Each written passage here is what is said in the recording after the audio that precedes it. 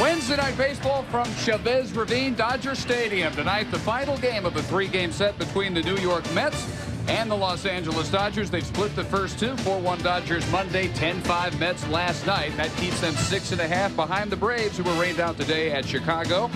While in the West, the Dodgers now with company in second place. They are tied with the Rockies, both 4 games behind the division leading Arizona Diamondbacks. Welcome to Los Angeles. Wednesday Night Baseball. Dave Barnett on the Joe Morgan Tour of Aces. We continue. You go from Pedro and Rocket Sunday night to a pretty good one tonight as well. Kevin Brown for the Dodgers, Mike Hampton for the Mets, and for the first month or so of the season, they had to be wondering where the real Mike Hampton was. Well, and the reason for that is from the first game of the season, he had 9 bases on balls in his first ball game, and that's why he went 2-4. Now, the last 4 ball games, he's won all the ball games, and he's only walked 4 hitters in that time frame.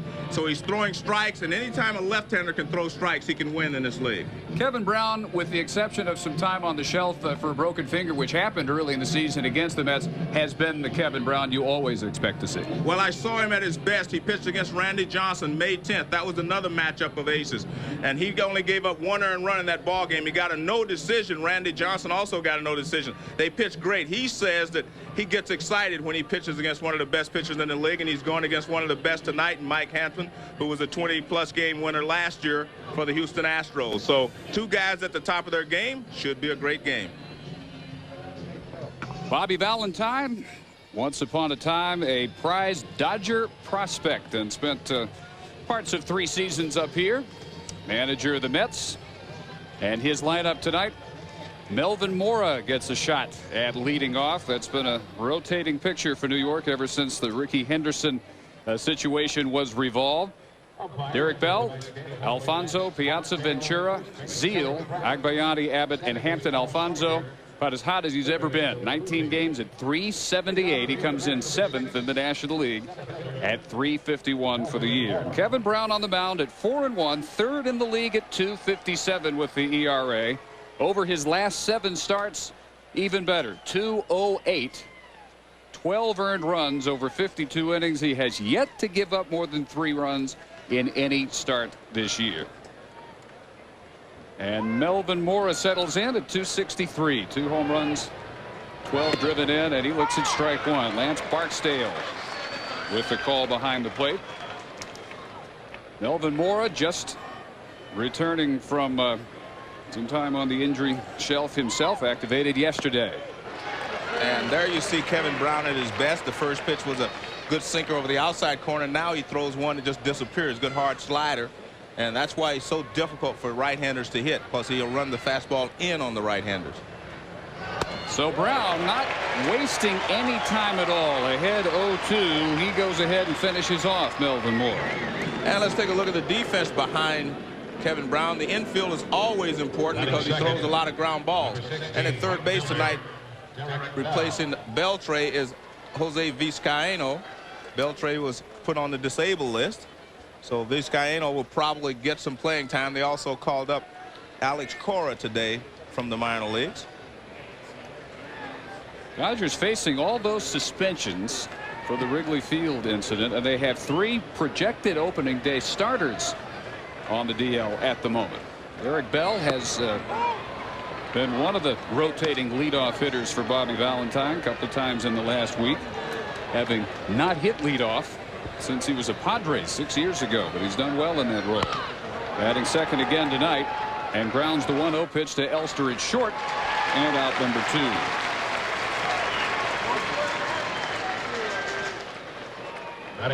So Brown now ready to settle into the meat of the Mets order. Alfonso at .351, and a 13-game hitting streak for him ended Monday. But he started another one yesterday, so he's had 14 of his last 15 games, and over that span, .371. And he just keeps getting better and better. I remember when Dallas Green was the manager of the Mets, he told me this guy, Edgardo Alfonso, was going to be a big star in this league, and every year he seems to get better. Brown has thrown only 1 ball here in the first. And you can see the movement on his sinker. That's the most important pitch he has. And that movement keeps him in the ballpark. A lot of ground balls, so that's why his infielders are important. and then he straightens it out. He throws like 2 or 3 different types of fastballs. He'll throw the real sinker as he did on the first pitch, and then he throws the straight fastball right there, the riding fastball, and then he'll take a little bit off one as he drops down, and it'll really move down and into a right-handed hitter. And then he throws a slider as well. All, of course, in the 90 to 95 range, and again just missing the outside part of the plate on the second pitch. This one catches that corner, and it's 1-2.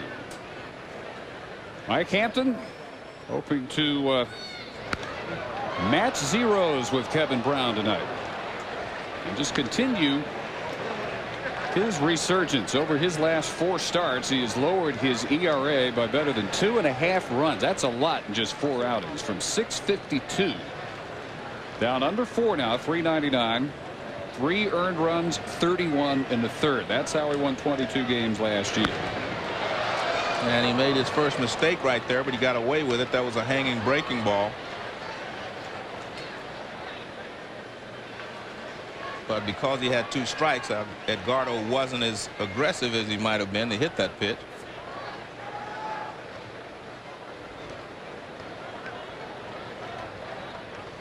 Brown still ahead, though, and ready again at 1-2. This is very well hit. Left field. Sheffield looks up. It's hopeless. It's gone. Home run number 10 for Edgardo Alfonzo. And a quick 1-0 lead for New York. And that shows you how quirky this game is. He hung a breaking ball and he fouled it back. He was trying to get this fastball inside. He didn't get it in as far as he wanted, but it wasn't as bad a pitch as the breaking ball. Yet Edgardo Alfonzo hits it out. You see, this is supposed to be in here. And look where it is. It is out over the plate. This pitch is out over the plate. He extends on it and drills it to left center field for his 10th home run. And you can see Sheffield doesn't really give a great chase to that. Now Mike Piazza. When first introduced on Monday, when the series began, a hero's welcome. Nothing but a long, really standing ovation. And then as that game wound down, cheers turned to boos. And by the end of the game, you thought they'd never like Mike Piazza. Well, when he steps in here, it's a basically 50-50 mixture. Half of them still like him. Half of them realize, hey, he's the enemy now. Still one of the more popular players in Dodger history while he was here. He's ahead 2-0 before Brown finally comes to the inside corner. 3rd in batting average, 10th in homers, and for the Mets, if they don't get it from Piazza, Bell, or Alfonzo, it probably isn't going to come. 40% plus in all those categories from those 3. Piazza retired here by Vizcaíno, so Alfonzo staking Mike Hampton to an early 1-0 lead with homer number 10. Davey Johnson and the Dodgers fighting from behind already tonight at Dodger Stadium, and Johnson's already had not the greatest of days. He had to put yet another regular on the disabled list, Todd Hundley. So his lineup today featuring a lot of folks that are not normally expected to start for the Dodgers. F.P. Santangelo, followed by Mark Grudzielanek, Sean Green, Gary Sheffield, Eric Karros batting 5th, Elster up to 6, Chad Kreuter, the catcher for the foreseeable future, and he is hitting well, but Hundley on the 15-day list with a rib cage pull. Vizcaíno at 3rd because Beltre is also on that list. And Kevin Brown batting 9th against Mike Hampton. The record 6-4. The ERA, as we said, has dipped quite a bit over his last 4 starts. His 12th start of the year. Likes pitching here. Career record of 5-2 against the Dodgers. 2-0 against them last year. A 127 earned run average. As Santangelo looks at the ball, 3 earned runs, 21 in the 3rd innings last year for Hampton as an Astro against the Dodgers. Santangelo again leading off in center with Devon White still on the disabled list with a bad shoulder. And Johnson going with a right-handed lineup. 127 average for Santangelo. Expo for 4 years, a Giant last year. 2 balls and a strike. Dodgers in a stretch that so far they are not taking advantage of on the schedule. 20 of 26 here in Dodger Stadium, and 3 of the 6 road games just down the freeway in Anaheim. In the first 8 of that 26-game stretch, they've only won 3.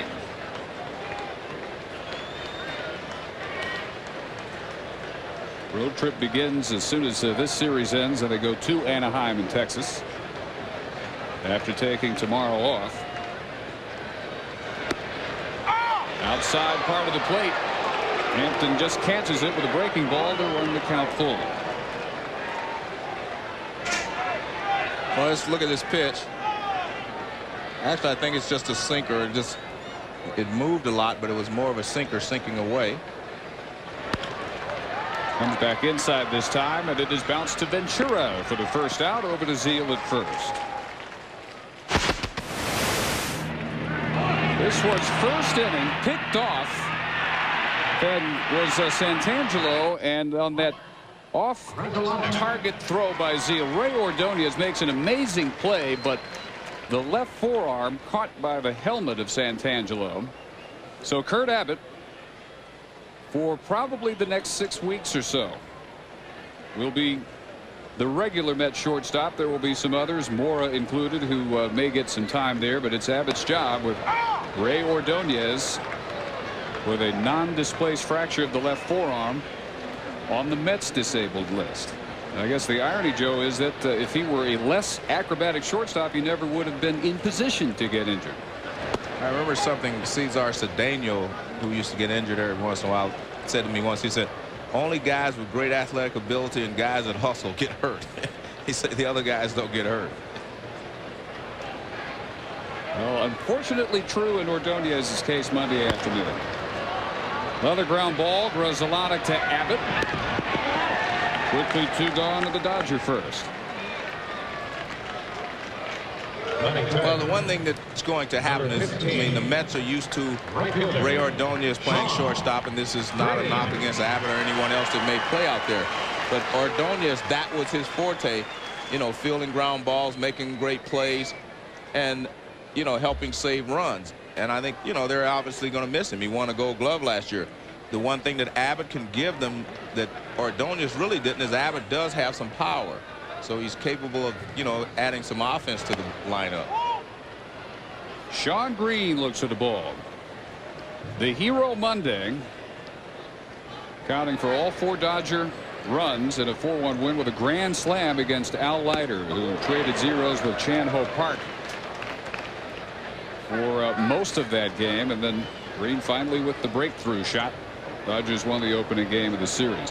Outstanding with Toronto last year. Average higher, power numbers not quite as high after 49 games this year. But fairly hard right at Alfonso, and Hampton working through a quick 1-2-3 Dodger half of the first with the Mets on top 1-0.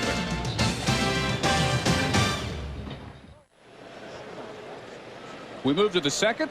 Alfonso staking the Mets to the early lead with his first inning 2-out home run. Now 5, 6, and 7. Ventura, Zeal, Agbayani against Kevin Brown.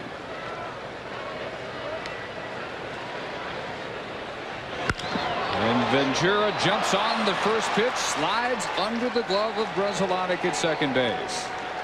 Well, Grzelcyk tried to smother it, which is the proper thing to do, but it got through him anyway, and it goes into right field. Number 9, Todd Zeal. Well, see, he tries to smother it. He gets down on the knees. The only thing he didn't do, he wasn't in front of it, but he tried to smother it, and it hit him on his wrist, looked like, and got into right field. So Ventura aboard with a base hit, and former Dodger Todd Zeal will step in. 295, 9 homers, 31 driven in. Last 16, Zeal heating up, 367 over that span. Ventura takes off, and Grzelcyk was heading towards second to cover, recovers in time to retire Zeal as Ventura, off with the pitch, makes it to second base. The one thing that Grzelcyk did properly there is he didn't just break towards second base. He took a couple of steps in and then started towards second base. And that's, now watch, he'll come in and then go. See, he doesn't just run toward the bag full speed. And that's why he's able to get back. You see a lot of guys, they'll just take off full speed for the bag and they can't get back. So he did a good job there of just kind of gliding over. Zeal advancing Ventura. So he does his job, and now Agbayani. 282 with a home run, 10 RBIs. Brown starts him with a strike. Agbayani batting 7th again in left field. Vacated a couple of weeks ago with the release of Ricky Henderson. Also opened up the leadoff spot, which has been held down by several Mets, and Valentine continues to say that will be a rotating spot. He liked what he had in Derek Bell for a couple of games in the leadoff spot, not just because he's got a good on-base percentage, but Valentine, in a leadoff hitter, likes what he can get out of an RBI type like Bell, because you may be hitting after a sacrifice, for instance, by the pitcher. You're batting with a guy on second base more often than you're leading off an inning. And a guy like Bell, with the punch he has, Valentine feels will be very helpful in that role. So he's led off twice. McEwing, Nundley, and Mora also filling in after the departure of Henderson, and nobody has really much in the way of numbers. Well, not bad, 364 on base. That one just misses. 1-2 to Agbayani. Well, it's always great to have a guy in the leadoff spot that can drive in some runs, but the leadoff hitter's job is to be able to get on base. His on-base percentage should be what's important, because you got guys in the middle of the order to drive in runs. And I just think that when you look at the on-base percentage there, you see guys at 275. Ricky wasn't having a good year, but he was still at 387. I mean, that's Ricky Henderson for you. He knows how to get on base, and he's probably the greatest leadoff hitter ever play the game. You know, I'm not saying anything against him getting rid of him, because there were a lot of other circumstances involved other than his play, but I think that definitely he is a great leadoff hitter. 1-2, way off the mark. Yeah, even in a bad year, Henderson will find his ways to get on, but not working in his favor was the fact that he had such an outstanding year last year. Hit over 300. Much more disinterested this year. Showed up in the field as well. Agbayani, second strikeout victim. Let's check in with Dave Repson in the studio. David, sunflower seeds taking us to Cleveland. Tribe and Angels. Russell Branyan has hit twice as many homers tonight as he had in his entire career coming in. This is second of the night. Puts the Tribe on top 6-2. They lead it by that score in the 7th. Let's head back to L.A. Chuck Finley against his former team in that one. Jacobs Field tonight. Kurt Abbott, the batter. At 194, and to his dismay, still looking for his first RBI of the season. Struggling, watching video lately of himself in better times.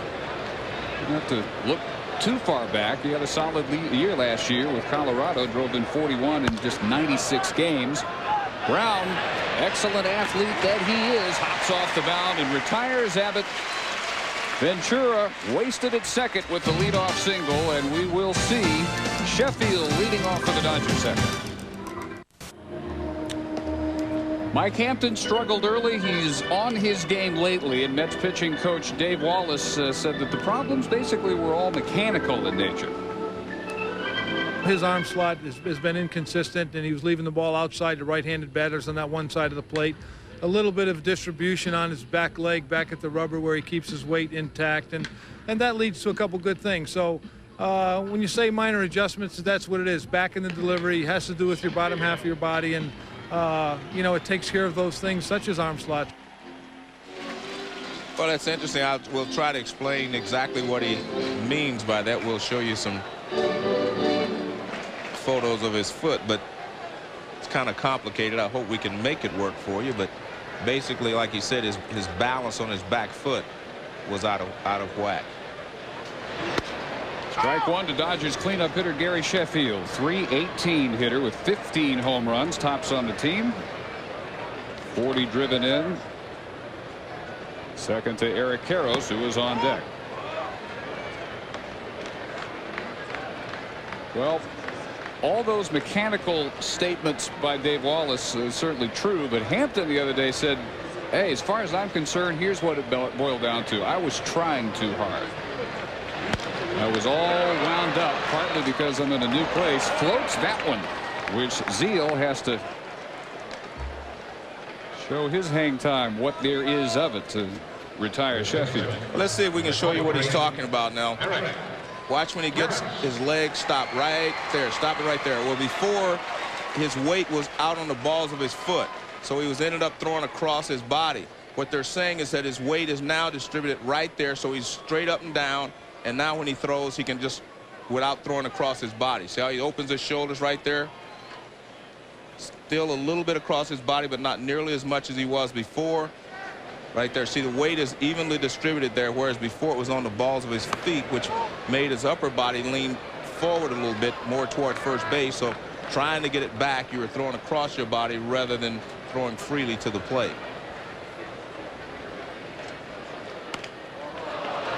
Check swing roller. Ventura on the charge for out number 2. And Hampton has retired all 5 Dodgers. But what we were talking about before is that if your body, if your weight is on the ball of your foot, you're leaning this way, so now you're throwing across your body. Whereas if you're straight up, now you're just throwing straight to the plate. So it very easily, that's exactly what they were talking about. It's all about weight distribution and getting your body here instead of here. Your upper body, I should say. And Wallace, being new with Mike Hampton, first-year Met, had to deal with the fact that he was familiarizing himself with Hampton and the peculiarities of his delivery. So there were 2 or 3 starts where he had to hesitate a bit before offering much in the way of a suggestion, because he had to go to school himself on Hampton. Well, first of all, I mean, a new guy comes to the ball club. You do not know how he's going to accept your critique, your criticism, or you're critiquing his motion, especially a guy that had won 20-plus games last year. Ulster skies this one to right.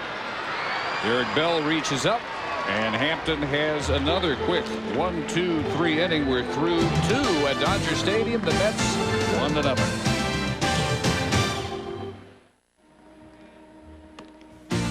ESPN2's Wednesday Night Baseball is brought to you by Charbroil. See leading retailers for beautiful grills, beautifully built by Charbroil. And by FogDog.com, the athlete's toy store. Back at Dodger Stadium, Dave Barnett, Joe Morgan. We move to the 3rd, 1-0 Mets on the strength of Edgardo Alfonso's first inning home run. And Kevin Brown will face the bottom of the order in the top of the 3rd, but that doesn't mean he's facing the usual automatic out. The Mets are starting 4 300 hitters tonight, and here's one of them. The Silver Slugger Award winner for National League pitchers last year, Mike Hampton. He hit .311, and this year he's at .308, and he's 3 for his last 5. He has driven in 3 runs over his last 2 games. This is no automatic out. But didn't look like a 300 hitter here. Back to Dave Revson, an update from the studio. Okay, Dave. David's Sunflower Seeds taking us to Denver. Good news for Jose Lima. You're not pitching at Enron. Bad news, you're pitching at Coors. Jeff Cirillo, a 2-run homer in the 3rd off Lima, who's just had a dreadful season. Then in the 4th, it is Cirillo again. This one puts Colorado on top by the count of 5-4. And that's where it stands right now as we head back to L.A. A lot of reasons why the Astros have sunk to the bottom of the Central Division. 2 of them are pitching tonight. They don't have Mike Hampton, and they still do have Jose Lima. They combined for 43 wins last year. Yeah. I want to go back to, we were talking about Mike Hampton, how good a hitter he is, and that's true. But I'll say Kevin Brown also, he was facing Randy Johnson. Randy Johnson had a 5-game hitting streak, and Kevin says, yeah, he's a good hitter, but he hasn't faced that 94-mile-an-hour sinker I'm going to throw. And that's true. I mean, I don't think it's tough enough for a guy playing every single day to handle any of Kevin Brown's pitches, let alone a pitcher who only pitches every 5th day. In the hole, Elster, the long throw, and he got him. Even with the dive, Mora is out. That was a great play there. The reason it was a great play because he knows that he doesn't have the gun to set himself and fire that ball across the infield. So what does he do? He gets rid of it quickly. Look at this. See, he just gets rid of it. He doesn't try to get everything on the throw, but he gets rid of it very quickly. Look at this. One step, it's gone. Great play there by Elster. And Mora diving into first base. Guys are still getting injured diving into first base. But a lot of times you get your momentum going that way so fast and so, so intent on getting there that you end up diving, but you're always better off running through the bag. You don't see, you never saw Carl Lewis dive for the tape, did you? Yeah, you don't see sprinters. No, they get to the tape, they run right through it. Derek Bell grounds it to Grzelcyk, and Brown answers Hampton with a 1-2-3 inning. 1-0 Mets.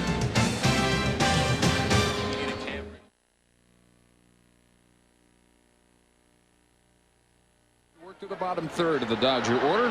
First 6 retired in order, and it's Kruder, Vizcaino, and Brown in the third. Leading off the Dodgers, number 21. 3 ground balls in the first inning.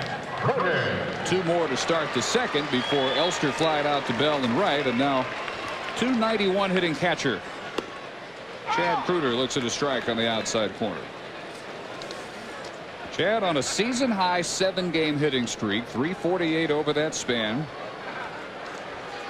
And with the injury yesterday to Todd Hundley, Dodgers have got to hope and pray nothing happens to this guy, because the new backup catcher is Adam Melhuse, who has played some catcher in the minors. He's spent 7 years in the Blue Jays organization, utility guy who has some catching on his resume, but never played in the major leagues yet at any position.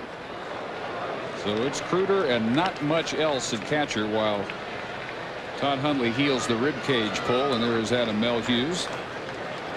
Happy to be up, not really a kid, in his late 20s after fighting his way through the Toronto system. 1-2 pitch from Hampton. Hit well to left. Agbayani on the track. He looks up and it is gone, and Kruder has tied it at 1 apiece.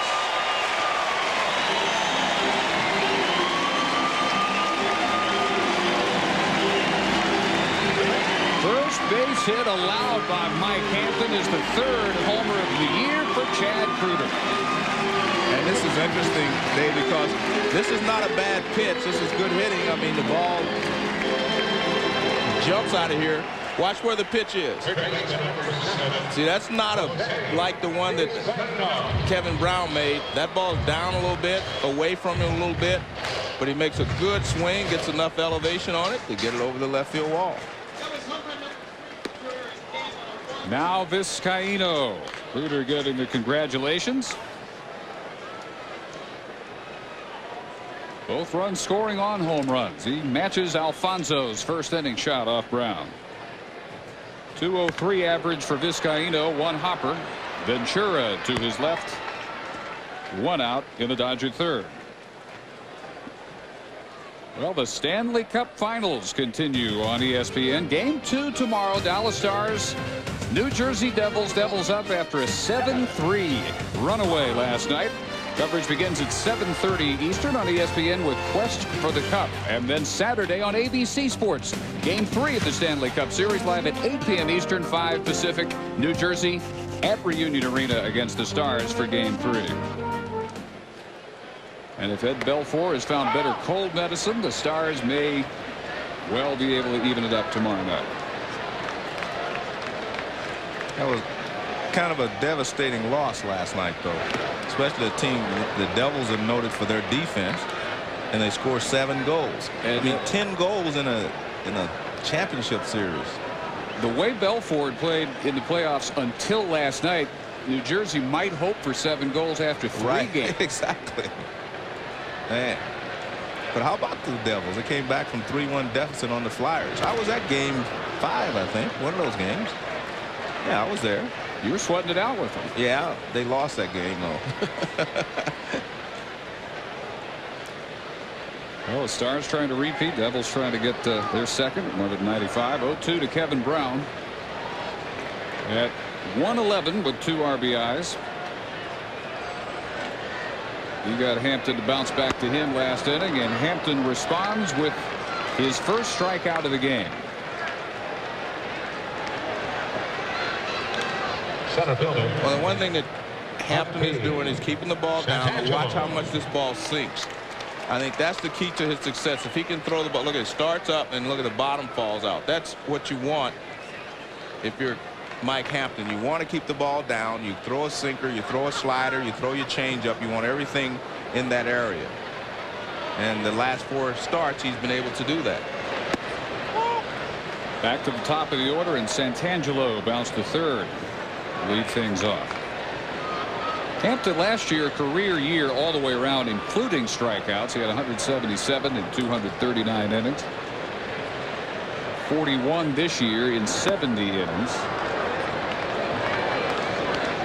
When he was on his game, he's going to get the ground ball outs.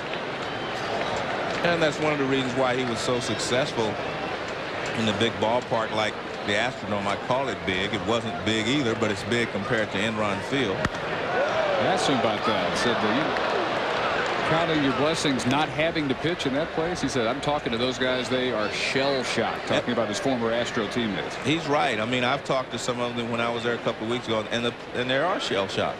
They say you make a bad pitch and it goes 50 rows deep. You make a good pitch and it goes 30 rows deep. So not a lot of difference between making a good pitch and a bad pitch. Derek Bell, on the other hand, would not have minded taking advantage of Enron as a hitter.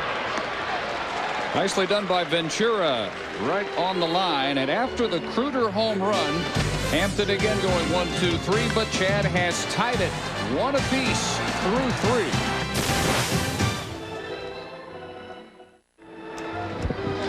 Mike Hampton, no doubt ruminating on the home run pitch he served up to Chad Kruder, the Dodger third. Only the 4th home run he has allowed in his 72-plus innings. Kevin Brown touched by Alfonso for a first-inning home run. Other than that, about what you'd expect, almost all ground balls. In fact, they are all ground balls with 2 strikeouts mixed in from Kevin Brown, 1 fly ball out from Hampton. And it is Alfonso who leads off the 4th for New York. Drove a 1-2 pitch.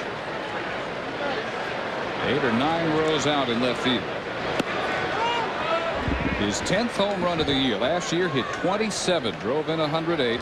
Second over to Jay Bell of Arizona, among National League second baseman. And hit 304. And at 3:51 when this game began. That one rolls foul. 1 ball and 2 strikes. You know, when I explained to you earlier that Dallas Green told me he was going to be a great player, it wasn't just because of his physical ability. He says he knows how to play. He knows how to handle the batter's box. He knows how to play second base, play the infield, and he's also a good base runner. He says he's just a good, smart, solid baseball player, and that's what he liked about him. Not too many second basemen ever have been a number 3 hitter like Alfonso is.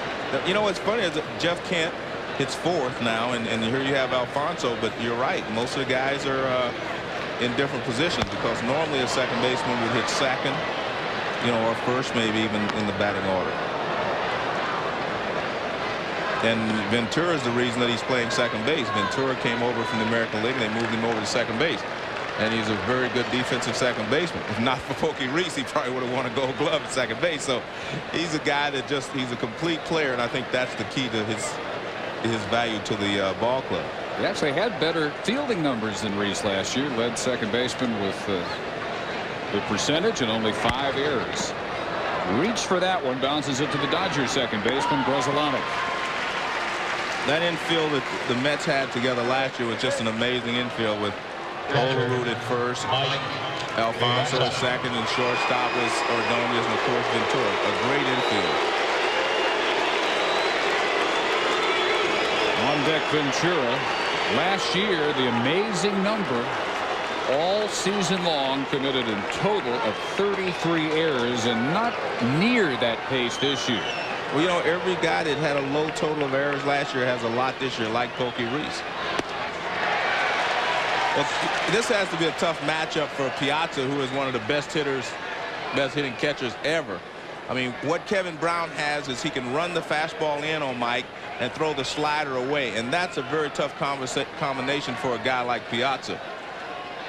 Mike likes the ball out over the plate normally, but we saw him the last time up, he ran a couple of fastballs in and then threw him a breaking ball. Mike had a good cut, but he hit it on the ground at third base. That one out of play, and Brown ahead 1-2. That's a shaver there, the thing that's in his right hand. He's shaving down the handle. You can see he's taking the handle, making it thinner, so he can whip it through the zone, I guess, a little bit better. That's Derek Bell.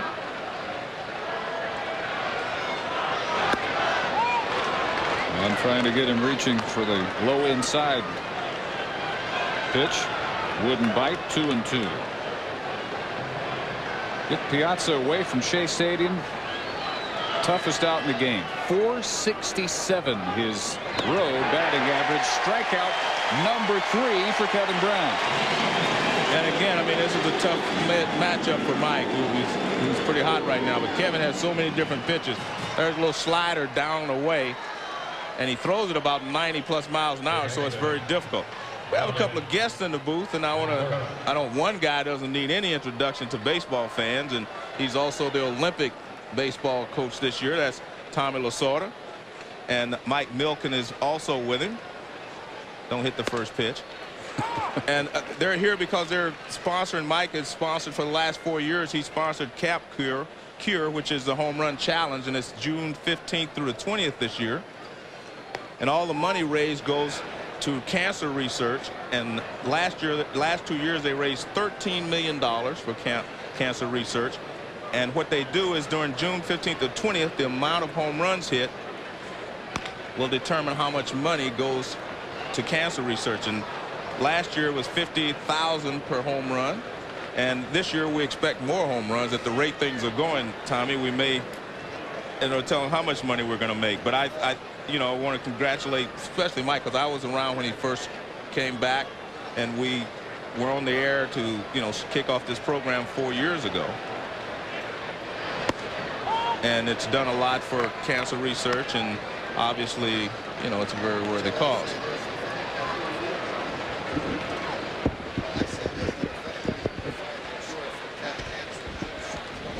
Milken, because the time, the effort, and the money he puts into it.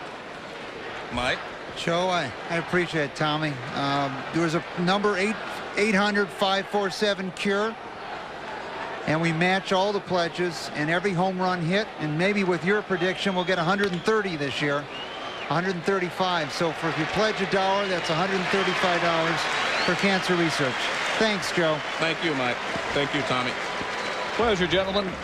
1, 2, 3, 4th. Tied at 1 in L.A. Well, the numbers you'd expect to see when Mike Hampton duels against Kevin Brown. 1-2-0 for the Mets, 1-1-0 for the Dodgers as we move to the bottom of the 4th. Mark Grudzielanek to lead things off against Hampton.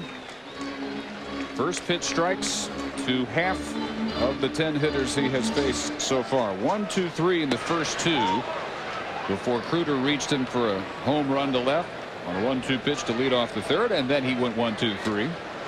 2 ground ball outs in his first strikeout. First pitch ball this time, and Grudzielanek reaches, swings probably at ball 2, and fouls it off. Well, the one thing that he and Kevin Brown both do, and that is that sinker starts in the strike zone, and by the time it reaches the plate, it drops about 10 feet from the plate. That ball really starts to go down, and it's too late for you to decide not to swing at it. Nice job that time by Grudzielanek handling the inside pitch in on the fist, and he sends it into the left field corner. Thinking about 3, and he throws the brakes on after a big turn at second base. Second base hit allowed by Hampton. They've both been for extras. The homer by Kruder, and now the double by Grudzielanek. What happens here is the ball's up. See, it's up and in. If the ball is down and in, he gets the ground ball. But because it's up, Grudzielanek is able to get enough of it to get it in the air and hit it down the line. If the ball's down a little bit, he can't get that ball in the air. Good job by Agbayani as he plays the carom. 7th double of the year for Grzelcyk. Mets with a scoring threat to lead off the 4th inning in a 1-1 game. And now Hampton has to work through the meat of the order. Sean Green, he got the ground to second in the 1st inning. And Sean Green needs to try to pull the ball again, and that ground ball to second base is probably what Davy Johnson's over there hoping for, because that would move Grzelcyk over to third with less than 2 outs. Liner off the glove of Abbott into center field in to score and give the Dodgers a 2-1 lead. Mark Grzelcyk, RBI number 39, Sean Green. Well, the Dodgers got lucky there, Dave, because first of all, you got to pull the ball in that situation with no strikes. And you watch, Grzelcyk's running already. See, this ball is hit the shortstop, hit to the left side. Now watch. Now, right here, he's going to be doubled off. He's doubled if he catches the ball right there. I mean, obviously it's a tough catch, but if he catches the ball, it's a double play, and it does hit his glove. So the Dodgers got lucky there that wasn't a double play. One thing Abbott said he will not do to himself is say, boy, Ray would have had that one. He says, in no way am I replacing Ray Ordonez. I am filling in for him. And Ray Ordonez may not have been able to catch that anyway because he's a lot shorter. He's a lot shorter than Abbott, but I mean, it just that the ball was hit hard and it went off his glove. So Sean Green, second time he sees Mike Hampton, drives in the go-ahead run. Now, ball 1 to Gary Sheffield, who bounced back to the mound in the 2nd. Sean Green's love affair with Dodger Stadium continues. 375 average here at home. One of the great debut seasons in franchise history. 2-0 to Sheffield. Well, what you see now is Hampton trying to speed up his delivery to keep Sean Green from stealing a base. But in doing so, he's leaving everything outside. He's kind of rushing everything. He's rushing his body and everything forward. And that's what base stealers will do for you. Sean has 10 stolen bases this year, and he's only been caught once. Big rip and a foul tip at that one. 2 balls and a strike. Dodgers are lucky that Sheffield has not joined the half dozen on the disabled list. One more look. There's that good sinker down and away. Sheffield gets a piece of it. 3 separate occasions this year he has sprained an ankle. Last time only cost him a couple of games. So he's right back at it. Another outstanding year. He's hit in 37 of the 47 games he's played in. And a liner to center hangs up in time for Mora to get there for the first out in the 4th. Hit pretty well by Sheffield. Green has to have been at first. This pitch is up a little bit, but Sheffield does a good job of going the other way. See, it's up and away, and Sheffield just kind of hammers it to right center field. Doesn't get enough of it to get it high enough to get it out, and all the way to the outfielder. But good job by Sheffield going the other way with that pitch. Now Karros, who grounded to third his first time. Another check, and they almost get Green that time. Well, they're playing off the bag. They take the first baseman, and he stands off the bag, Todd Zeal. And right here, see, he doesn't take the normal position of a first baseman. He stands right there. He tries to block. He's going to try to block Sean Green's vision. See how he steps in front of him? See, he's trying to keep Sean Green from being able to read Mike Hampton. And that's one of the things you do in that situation. You can keep the base runner from being able to read him. And watch, he'll try to block him. See right there, Sean Green can't see the pitcher. And the last time he hit it, and then he went back to first base, and that's why they had a close play at first base.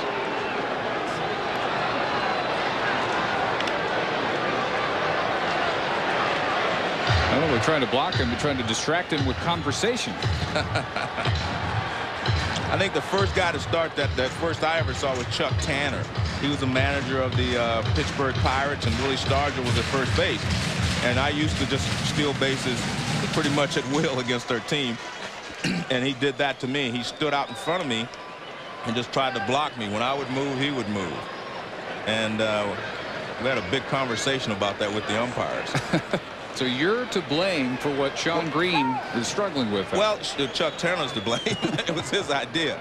But he was the manager of the Pirates at that time, and he started that. And it worked for about, you know, a couple of pitches till I realized, you know, you have to forget as a base runner, you have to forget where the fielder is. You have to get where you can see the pitcher and decide what you're going to do from there. And Green doing just that. He has to do a little shoulder shake and look on both sides of Zeal to make sure he's got a good view of Hampton, who showed you had started 5 of the first 10 hitters with first pitch strikes. No first pitch strikes at all as he struggles here in the 4th. 1 run already in. Could be 2. Abbott, Alfonso, and in time to double up Eric Karros and get out of further trouble. But the leadoff double by Grzelcyk, followed by the RBI single by Sean Green, has given the Dodgers their first lead of the evening, 2-1.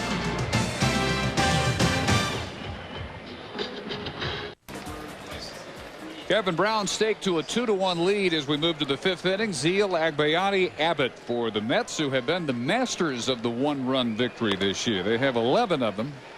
It's ties for first in the majors. Trailing by 1 here. Only 2 hits they've managed against Brown. The first inning homer by Alfonso, and the leadoff single in the second by Robin Ventura. 9 in a row retired since then, though, by Kevin. Beginning with Zeal's grounded to second in the second.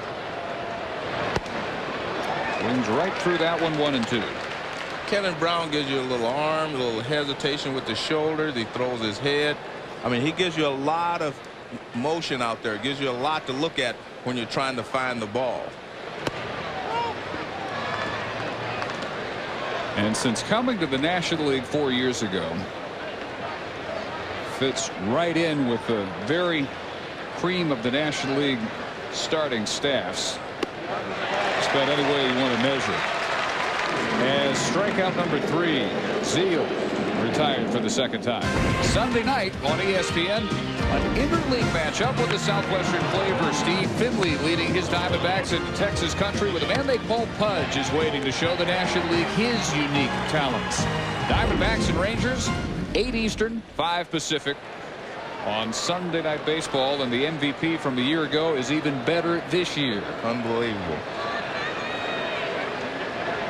How would you have approached trying to steal on Pudge Rodriguez? Well, the same way I did when I was playing against Johnny Bench. I'd make sure I got an extra lead and stole it on the pitcher, because you can't steal the base. If they have a shot at you, they will get you. So I always made sure I got an extra, you know, 2 or 3 feet. Roller right to the first baseman Karros, and Agbayani retired for the second time tonight. But I think it's great. I mean, this guy, Rodriguez, I mean, when you start talking about the best players in the game, you know, you used to start with Griffey, the Bonds, and McGuire's, and the Sosas, and all that. I think you have to start right very quickly. You have to get to his name. And there's Piazza, of course. All these are guys that are the top players in the game. But when you look at what he does, he stops the running game. The other teams do not run. He has more control defensively over a game than any of the other guys. And right now, he's as good a hitter as anybody else in the world. He can match numbers with Mike Piazza offensively. Right. Defensively, in a completely different class. Yeah, and you know, defensively, he could be the best defensive player in the game because he has so much control. You know, there has to be a certain number of fly balls hit out there for Griffey or any of the other great outfielders to make a play, or the infielders. He handles a pitch every, you know, time it's thrown, and he stops the other team from running. I mean, he just does so many things that destroys the other team defensively. And he may be the best hitter in the game, right? In addition to all that. So that's why I say you have to start thinking. And last year he stole 25 bases, so you have to start thinking of him as maybe the best player in the game, or as good as, you know, with the top 2 or 3 players in the game anyway. And now he's talking about attending the Bucky Dent fielding camp and learning second base. Well, I'm going to advise him against that. I think he should, if he's going to play the infield, go play third base, you know, where he has that great cannon for an arm. Playing second base is not nearly as easy as people think. Biggio made the change, you know, from catcher to first, because Biggio is, you know, a little smaller, a little more nimble. I mean, it's very difficult to stand out there with your back to the base runner when you're used to seeing him, seeing everything in front of you. So I think third base would be a better position for him. Well, Johnny Oates says that's fine, learn the position, but he's not going to play it for at least 5 years. Yeah. He's looking at way down toward the end of his career. Bench played a little third base, you know, when he played after when he wanted to take a rest. Yogi Berra didn't always catch. No, right, and I agree. So with, you know, him playing some other position sometimes, and it's been discussed for Piazza to do the same, but Mike says that he only wants to play, you know, wants to be a catcher. Well, Abbott, the number 8 hitter, works Kevin Brown for his first walk of the night, and that ends a string of 11 straight that Brown had retired. Abbott aboard with 2 outs for Mike Hampton.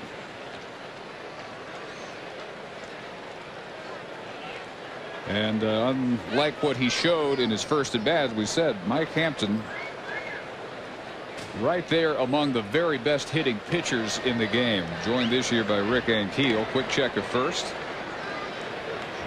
Last year, while hitting .311, he had 3 triples. He was the first pitcher with 3 triples in the season. Almost a quarter of the century. Bob Forsch in '75 is how far back you have to go. Strike 1 from Brown, who with 2 outs in the 5th.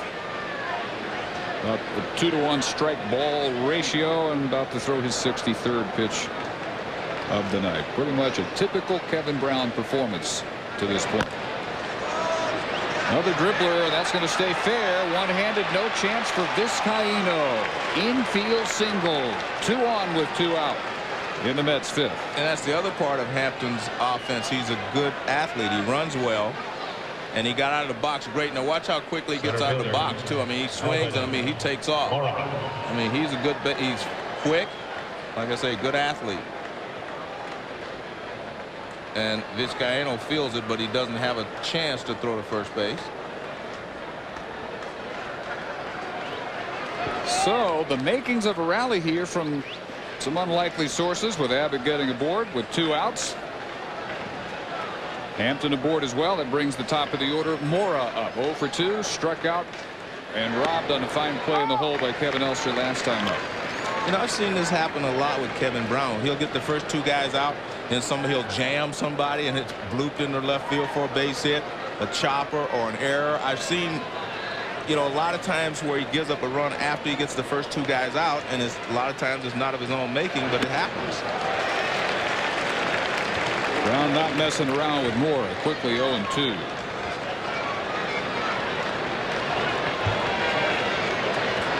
'28-year-old rookie. Just 88 days in the major leagues entering this season. In Taiwan 2 years ago, and then up briefly last year in his 4th AAA season. Good friend growing up in Venezuela, Richard Hidalgo, the Astros fine outfielder. Strike 3 called. Brown works out of trouble in the 5th with his 4th strikeout.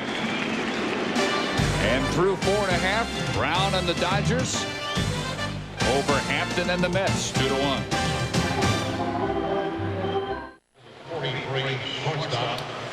Big night for Sales. Good crowd. Dodger Stadium. Good pitching matchup. Ace versus Ace. Both pretty much living up to the billing. 2-1 Dodgers. Brown over Hampton, who will face Elster, Kruder, and Vizcaino in the bottom of the 5th inning.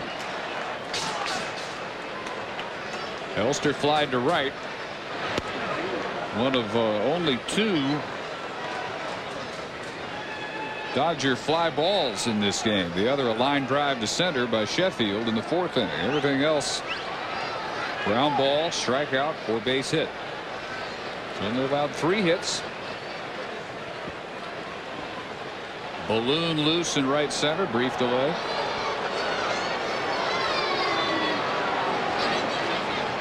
Look at that wall there. I think that's a great wall. They have the history of the Dodgers, you know, painted on the wall, and it's great.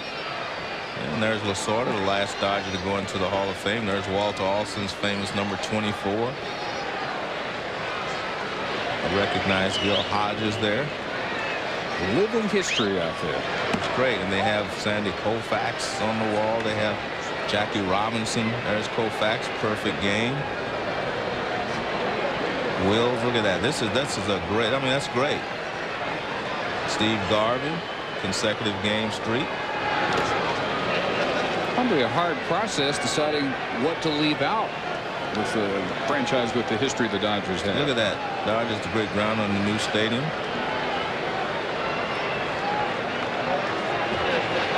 Walter O'Malley manning the shovel.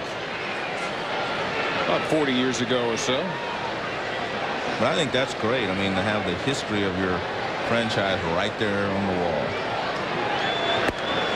3-1 to Elster. Kevin Elster this time a year ago sitting by the pool in Las Vegas, figuring his career is over. Maybe Johnson gives him the call. They were together in the 80s with the Mets. So they just come to camp with us, just see what happened. Our shortstop job may well be open.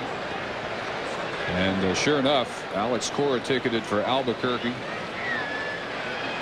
Juan Castro sent to Cincinnati. Not only was the job open, very quickly it was Kevin Elster's, and with the exception of some injury time for a right groin earlier in the month, acquitted himself pretty well. Fouls that one off to stay alive at 3-2. I went to the opening of Pac Bell Park in San Francisco. You saw those 3 home runs. And he hit 3 dingers the opening day there, and there was and they were all hit hard line drives. Had a great day there to christen the ballpark.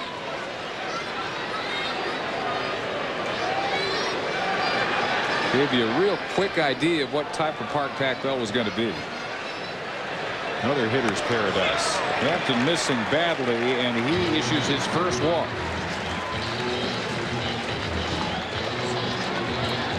So Chad Kreuter to bat for the second time. He homered to lead off the third. And here's why he is the night in, night out catcher for at least the next couple of weeks. Last night, Todd Hundley, as he turned to check the ball in center field, felt that twinge. He made it to third, but he knew something was wrong, and sure enough, he had pulled a muscle in the rib cage, and earlier today placed on the 15-day disabled list. And no one seems to be able to explain it, but there have been more and more rib cage injuries this year than, you know, ever before. Guys swinging a bat most of the time when they do it, or diving for a ball. Derek Jeter just came off the disabled list with a abdominal pull right near his ribs, and a lot of guys have been on the disabled list this year because of that. Well, it was Whitey Herzog's contention several years ago when weightlifting became the vogue that you never had those injuries until guys started hitting the weights. Well, part of the reason they say for that is that you get the big muscles strong, but all the little muscles can't keep up. Now Hampton behind Kreuter at 1-0. Kreuter's third home run of the year. Just over the left field wall to, at the time, tie it. And then last inning, Dodgers taking the lead on the Bresolanic double and the Sean Green RBI single off the glove of Abbott.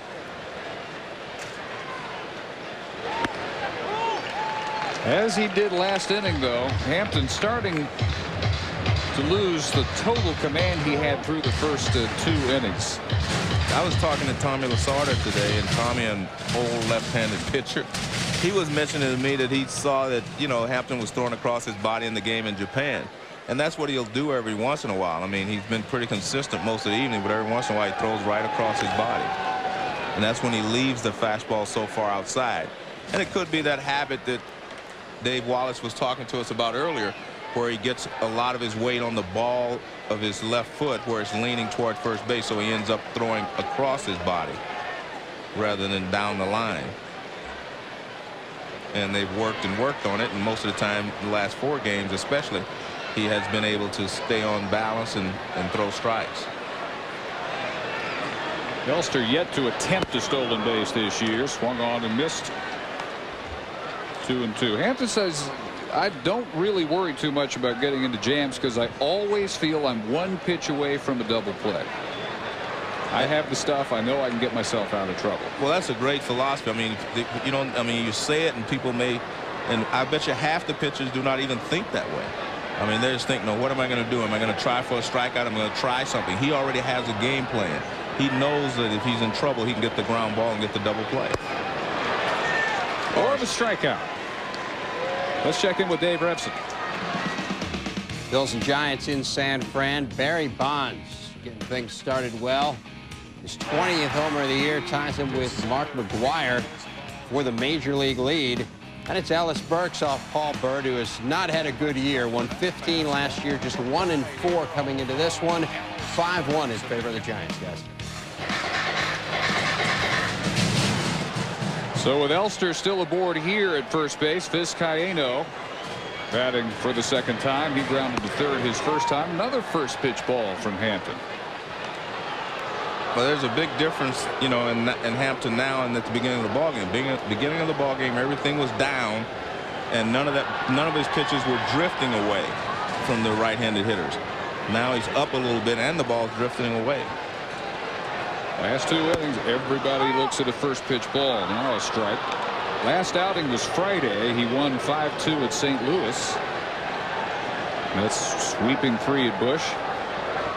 And he had trouble early Friday. Left the bases loaded, in fact, each of the first 2 innings. Settled down from there.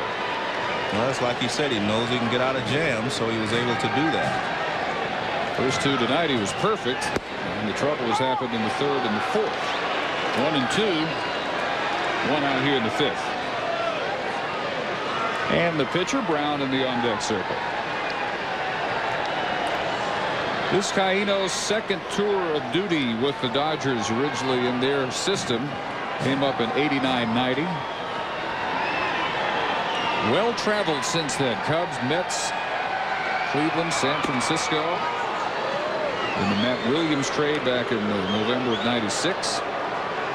Returned as a free agent in '98 to Los Angeles.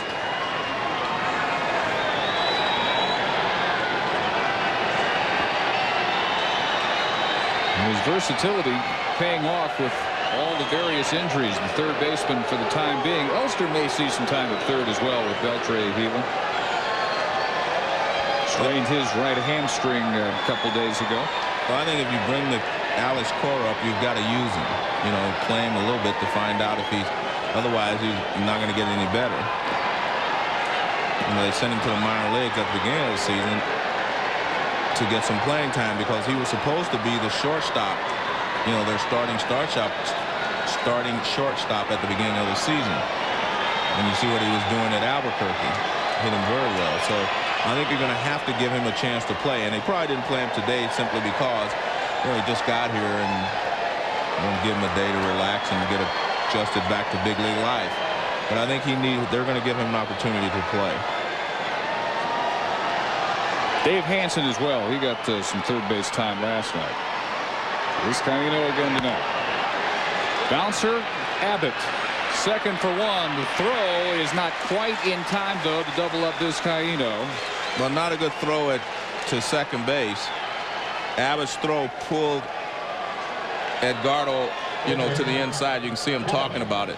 Now watch, Edgardo's going to be pulled off. If he gives him a good throw, see how he had to move to the inside to catch the ball and throw it on the move.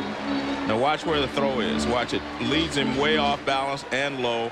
And actually a great play there by Alfonso just to get it to first base. Not sure they could have turned it anyway, but the first throw has to be the perfect throw. So 1 aboard with 2 outs for Kevin Brown, who struck out on 3 pitches his first trip. Only other strikeout was the first out here in inning number 5, Chad Kruger. Hampton letting his defense work behind him. You see he continues to search for that early command, even falling behind Brown here 2-0. And as Dave Wallace said, it's about the slot. I mean, you get your arm falling into the proper slot, you throw strikes every once in a while. It moves. It's almost impossible to stay that way the entire ball game. You're going to have some times where you can't find your rhythm, and those are the times that you're going to miss.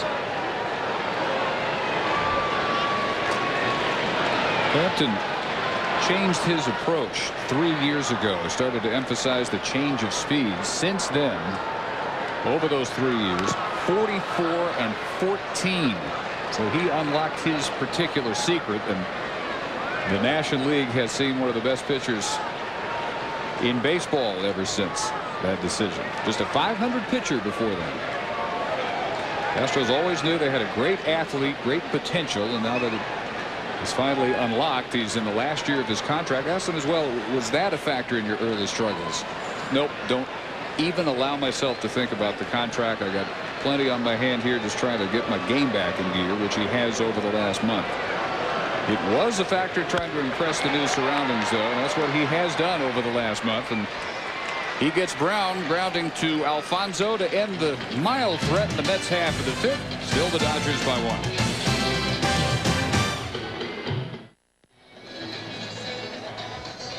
1-3-0 New York, 2-3-0 Los Angeles. Hampton and Brown locked up in a struggle here at Dodger Stadium. Next week on Wednesday Night Baseball at 7 Eastern on ESPN.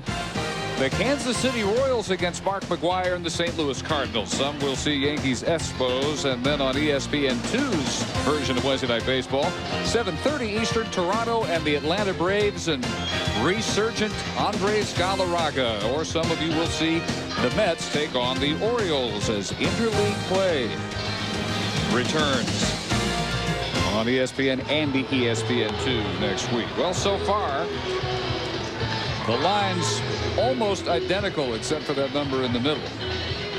More strikeouts for Brown. He's thrown 66 pitches, 45 for strikes. Hampton 69 pitches, 41 for strikes. And the difference in the game right now, the RBI single in the fourth inning by Sean Green.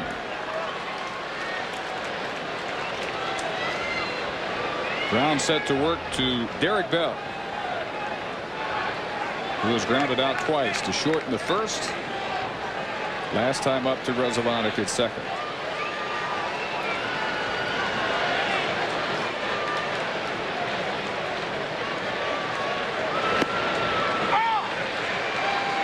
Derek Bell came over in the Mike Hampton trade from Houston. Well, in his option year, Astros figured that they had enough talent to shave some salaries as they moved into their new stadium without much of a drop-off. Obviously, that part they miscalculated on. Definitely a miscalculation there. The loss of Hampton and Bell has definitely hurt them. Cedeno, Dotel, and minor league left-hander Kyle Kessel coming from New York to Houston. Roger Cedeno, who began as a Dodger and had his breakthrough year in New York last year. Bell returning to form from a severe drop-off in '99. Only .236, 12 home runs, 66 RBI, struck out 129 times, and this year he's been well above 300 all year.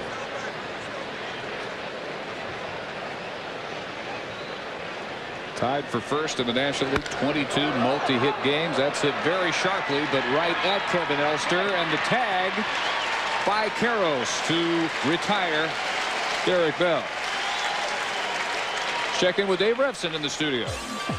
Quite a moment at the Bob, Dave. Bases loaded, nobody out. Randy Johnson facing Mark McGwire. Fly ball to center field. So they retire McGwire. Placido Polanco tagging. Steve Finley fires home. Great throw to get him. Then Edgar Renteria trying to get to third. It's a triple play. First ever for the Diamondbacks. Starting to get used to these triple plays. They're just about an everyday occurrence now. Yeah. That one not unassisted, but impressive nonetheless. Yeah, that was impressive. The last thing you're thinking when McGwire steps in is, all right, let's turn 3 here. Take a look at the last play. You can see that Elster stays with it. That was a tough hop. His throw is up the line. Now watch, Karros grabs it and tags Derek Bell as he goes by. Derek trying to avoid the tag.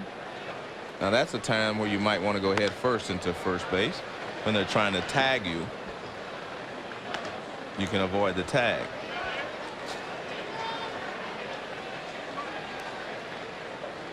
It's like they were maybe thinking about a different route he could have taken at first. Randy Johnson going for his 9th win of the year tonight. David Wells already beat him there. He is 9-2. The first 9-game winner as the Jays beat Minnesota 4-2. Right back off Brown in the box. He runs it down and makes the play.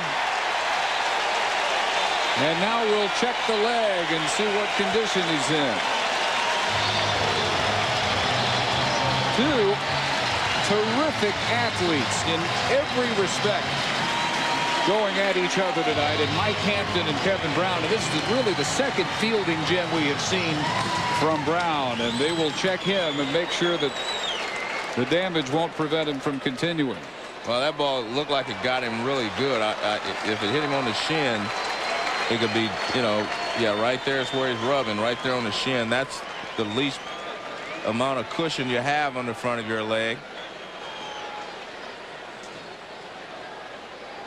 I've seen a lot of balls hit Kevin Brown because he throws the sinker and they come back up through the middle. There's a sinker away. I mean, that's a line drive. I mean, that's got to hurt. But he just reacted, and I mean, this is a great play he makes. I mean, even if the ball wouldn't have hit him, just how great this play was. I mean, he throws it from the out foul line on the foul side of the bag and makes a throw to first base. Now watch this. I mean, he throws it. The only way he could make that play, and a nice play by Carroll's to adjust and get himself on the outside to give Kevin Brown a target. I mean, I tell you what, that ball looked like it just drilled him right there on the shin. I don't know if he's going to be able to stay in this ball game, and also would it affect his throwing. And remember, years and years ago, the famous Dizzy Dean story, the guy broke his toe and he tried to pitch, and his arm, you know, had arm problems after that. So I certainly hope that if, you know, Kevin is injured at all, he'll come out of the ball game. Well, you saw Mike Fetters getting loose in a hurry in the Dodger bullpen. But one more look at this impact. Well, I tell you what, watch it. It hits him on the line. It's a line drive. Look, and it just hits him right there on the shin. And I tell you what, he's got to be hurting. Yeah, I mean, he's hurting. Look at that. I mean, he's hurting, and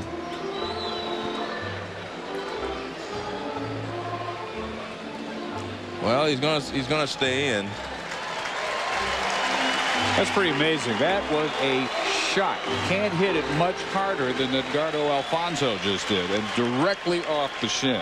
I'll tell you what, if it hurts now, just wait till tomorrow. I mean, it's really going to hurt tomorrow, but I guess, you know, his adrenaline is flowing, so he still feels pretty good right now. And until he cools down, maybe he can continue to pitch. Now watch.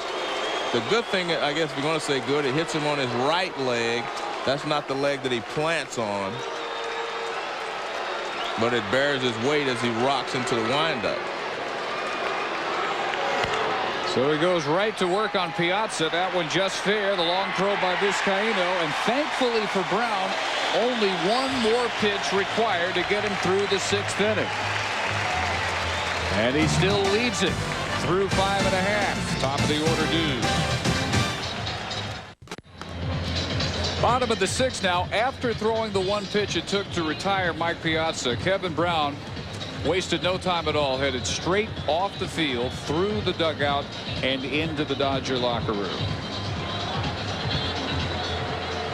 The only thing, though, he left his cap there, so maybe he's not finished. Something about the Dodgers and the Mets with Kevin Brown on the mound. This is April 8th as he attempted to bunt.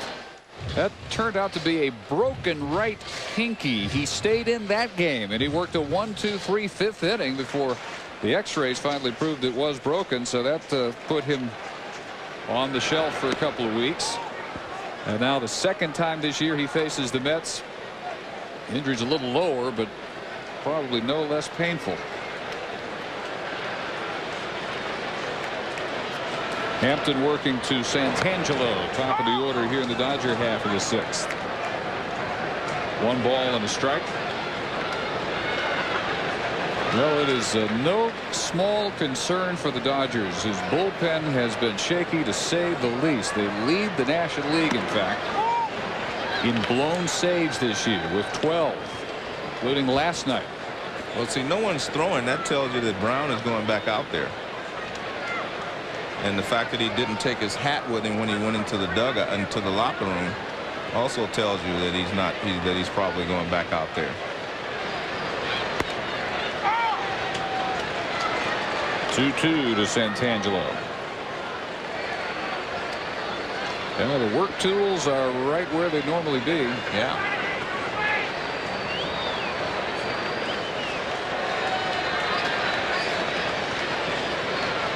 After a 1-2-3 first and second, Hampton trying to go smoothly through the sixth. And the strikeout, third of the game. Let's check in with Dave Repson. Houston and Colorado, guys. We pick it up in the seventh. 6-4 Rockies, not for long. Lance Berkman off Stan Belinda. That is a 2-run shot. His 5th of the year. Ties it up at 6. Let's head back to Dave and Joe in L.A. Mark Bresolonic scored the go-ahead run for Los Angeles after a leadoff double in the 4th. Sean Green drove him home, drove one off the glove of Kurt Abbott into center field. 1 for 2 for Mark. Dodgers went to the 9th last night, leading 5-4, surrendered 6 runs. And the word appears to be from the locker room, just reading the body language here, is that Brown will not be able to come back. And that doesn't surprise me. I just thought he was going to go back out there, but it doesn't surprise me because that was a bullet off of his shin. And again, there's too much at risk here. I mean, he can hurt his arm going out there changing its motion. And now Davey Johnson tells someone to get up. Now they'll have as much time as they need because it's an obvious injury. Feathers was stretching, getting loose immediately after it happened. We'll see if he's the one that springs into action this time. 9th in ERA, dead last in blown saves, or first, the way you want to look at it. Yeah, not a first that they're looking for. Yeah. Well, Alan Mills will be getting heated up as quickly as possible. But again, he doesn't have to rush. He can take as much time as he needs because, again, it was an injury, and they will give him as much time as he needs. Let's do up Ventura, Zeal, and Agbayani. Not able to get Piazza on the only pitch he needed after the injury. This pop down the line and will stay fair and dropped by Alfonso. Got there plenty of time. Couldn't make the catch. Bresolonic aboard with 1 out of the 6th. Now, I remember when I played here, that ball always looks like it's going foul down there, and it always works its way back. I mean, see, Zeal's over here, and now he looks back over here. And the ball comes back to Alfonso. I guarantee you he was thinking, see how he had to stop? He was about to overrun it. For some reason, there's a wind current or something that pushes the ball back right there in that area. 4th error this year. Only 1 less than all 1999 for Edgardo Alfonso. 1 aboard, 1 out of the 6th. And the troublesome 3, 4, 5 hitters for the Dodgers now against Hampton. Green 1 for 2. With the go-ahead RBI last time, Sheffield and Karros. They're both 0 for 2. Down at Hampton, each allowing only 3 hits. But for the 4th consecutive inning, Hampton has to work through some trouble.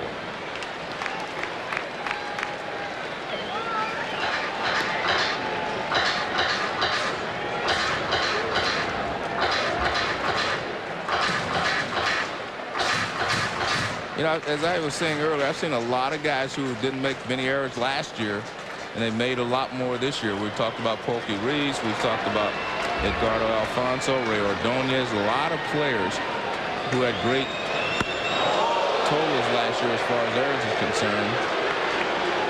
This year have made quite a few. I thought that ball hit him. I did too. I thought it hit him. Well, you know why? Yeah, but you know why it didn't hit him?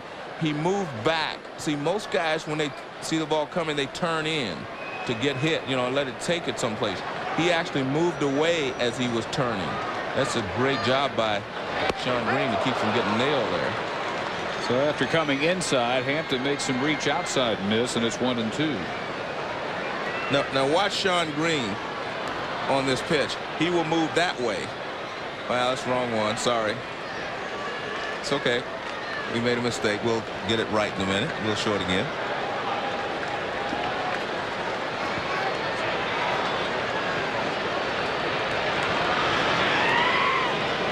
Rosalonic 6 for 6 stealing this year. That is bobbled by Ventura. The infield problems for the New York Mets have a Dodger full-fledged rally in place now. 2 on with 1 out, and the cleanup hitter Gary Sheffield will come up. You know, last year the Mets were heralded as the greatest infield ever, remember? And maybe ever play this game. Sure, may well have been. Yeah, exactly. I don't think you can make, there are a lot of people that can make arguments against it, that notion. But here, Ventura doesn't field it cleanly. I assume that's scored as an error. They haven't put anything up there yet. You're going to call it a base hit. Well, that's not a base hit. That's not a base hit in the big leagues. I mean, he had 2 or 3 options there. So let me find the official score. That was incorrect. Ventura already 7 errors this year and spared one by a very generous ruling, giving Sean Green his 2nd hit in 3 trips. Now Sheffield. Grounded back to the mound in the 2nd, line to center in the 4th. I mean, Ventura wasn't even rushing there. He didn't have to rush. If you're rushing, that's different. You didn't have to rush. That's not a big league base hit. He's got a shot at Grzelcyk at 2nd. That's what I said. You had 2 or 3 options. That is not a big league base hit. As the guys used to say when I played, this is the big leagues.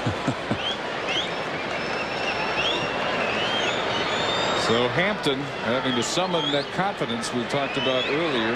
Feeling he's always just 1 pitch away from erasing trouble, getting a double play. He's gotten a lot of ground ball outs. 1 double play. That was by Caro, 6-4-3 to end the 4th inning threat after the Dodgers had taken the lead.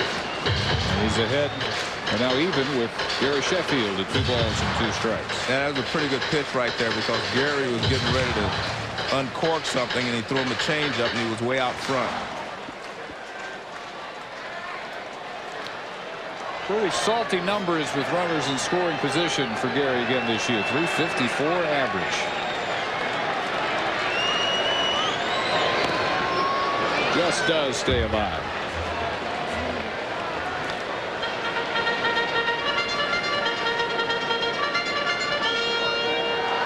Sheffield last year only the 2nd Dodger to hit 300, drive in 100.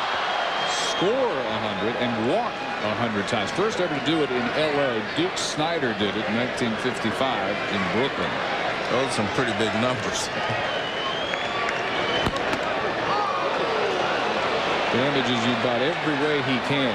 He hit Piazza. Piazza's down on all 4s. Well, it looked like he hit him with his backswing, I guess. Oh my goodness. Mike Piazza's forehead took the backlash after that cut by Gary Sheffield, and he is gushing above that left eye. Well, we've already lost Kevin Brown, and we may soon see Mike Piazza follow.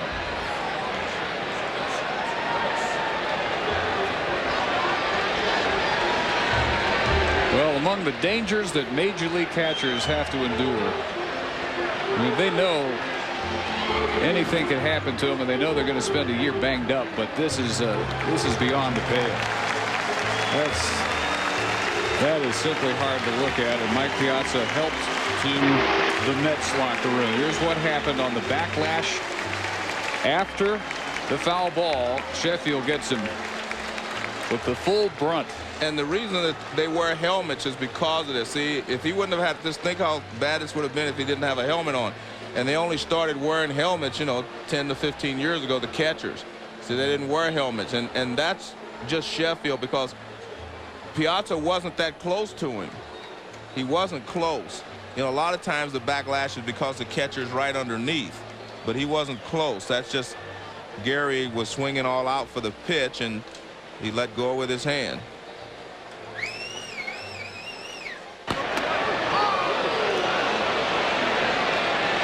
That time he saw it and heard it.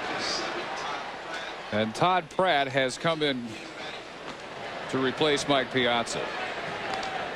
And you see he has a different kind of a helmet on. That's more like the hockey style helmet that some of the guys are wearing.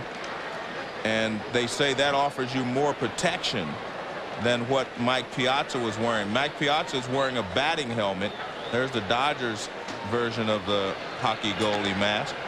But what Mike Piazza was wearing was just a batting helmet, a normal batting helmet, like Gary Sheffield has on without the ear flap. And that's what Piazza was wearing. Well, they just keep dropping in this series. Ordonez Monday with the broken arm. Hundley with the pulled rib cage muscle last night. And in one inning, Kevin Brown and Mike Piazza, star of stars for the respective teams, both have to depart. Liner off the shin for Brown. Sheffield gets Piazza on the helmet with the bat, and now strikes out on the first pitch handled by backup catcher Todd Pratt, and there are 2 gone with 2 out in the 6th. Well, actually, you could see that Pratt was back farther even, because Gary's bat, when he swung and missed there, the extension flew around. Can't blame him. I'd want my distance too after seeing what happened. Now watch this. See, he's back further, because watch Gary. See, he finishes in a very similar position.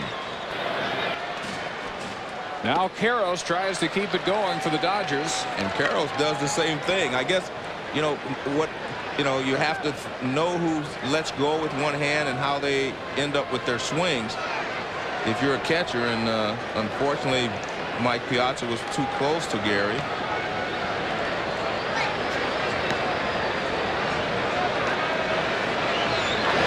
Well, again, you expect a lot of nicks and bruises during the course of the year, but you don't expect what happened to Piazza. Well, the worst thing is he was swinging the bat so well, and I remember, I was saying, last time I saw him last year, I was talking to him down today on the bench. And the last time you saw him last year, he had a thumb injury during the playoffs, and he was trying to fight his way through it. And he was healthy this year, and everything was going great. But I must say, it didn't look like he was seriously hurt, but he was, bleeding. And I get what I'm saying to you is that he was conscious. He never, seemed he actually just grabbed it himself to know that he was hurt. Well, and the batting helmet does protect you to a certain extent. Checking, but it was over, and it's 2-2. We'll wait for the report from the Mets locker room as he is stitched up. And we'll find out if there's more to it than just having to stitch up Piazza. Former roommate Eric Karros with 2 on and 2 out here in the 6th, leading 2-1. Karros 0 for 2, and Hampton again a pitch away, but he doesn't get out of this rally. Base hit to center. Grzelcyk to the plate, and the throw cut off, and the Dodgers lead 3-1.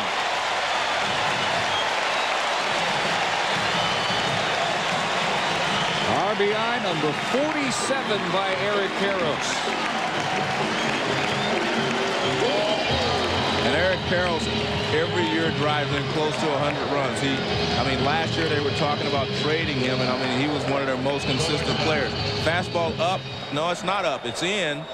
And he fights it off. He actually fights this off. You see him inside out that ball, and he hits it back through the middle for a base hit.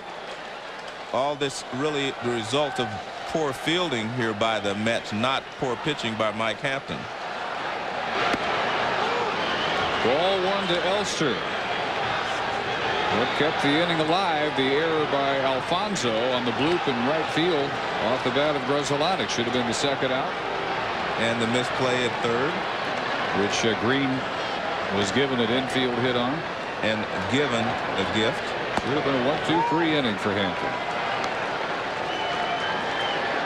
Instead, he now trails by 2. And Kevin Brown out of there, and the Mets will have 3 shots at the Dodger bullpen. Well, one thing about it, they've kept Hampton out there long enough for the pitcher in the bullpen to get loose. And Mills is ready. 2-1. He wouldn't have to come in and, take a few more tosses on the mound, because he would have as much time as he needed to get loose. 2 of the 3 runs earned against Hampton. We've given up only 3 earned over his 31 1/3, covering 4 starts coming into this one. Mets allowed only 20 unearned runs all last season.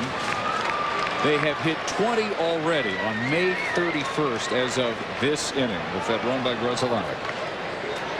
That is amazing, isn't it? But what's amazing is last year to only have 20 the entire season. But baseball has a way of catching up with you. I mean, it evens things out. Elster works him for his 2nd consecutive walk. He's done it twice. He is the only Dodger to walk against Hampton tonight. And so they are loaded up for Chad Kreuter, who got the Dodgers on the board in the 3rd inning. The leadoff home run is 3rd of the year. Abe Wallace with Pratt and Hampton. 1-2 pitch in the 3rd for Kreuter.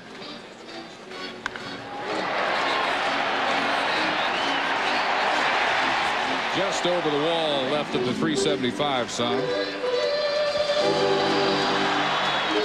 Dodgers, by the way, are the masters of the Grand Slam this year. They have a franchise record, an LA franchise record, 7 Grand Slams. And again, we're not even into June. The franchise record set back in Brooklyn, 1952, they had 8. Kreuter won't get one here. Easy chopper. Abbott to end this threat. Dodgers get one more, though. It's unearned against Hampton. And life without Kevin Brown begins, at least for the rest of the night.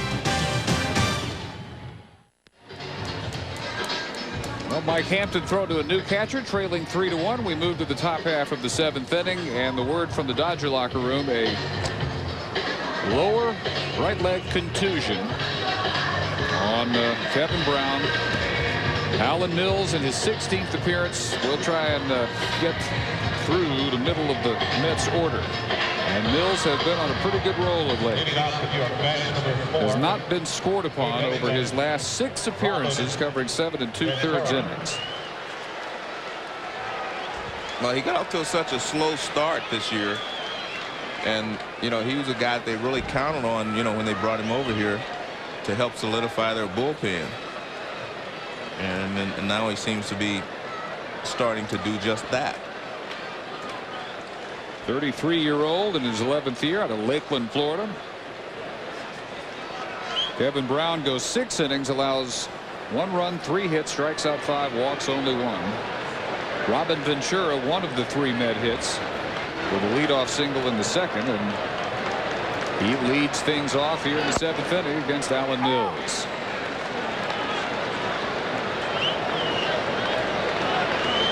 Mills, one of Kevin Malone's first free agent signings after he took over as VP and GM here in Los Angeles, following 7 years for Mills in Malone's former organization, Baltimore Orioles. Typical sparkling numbers on 75 pitches.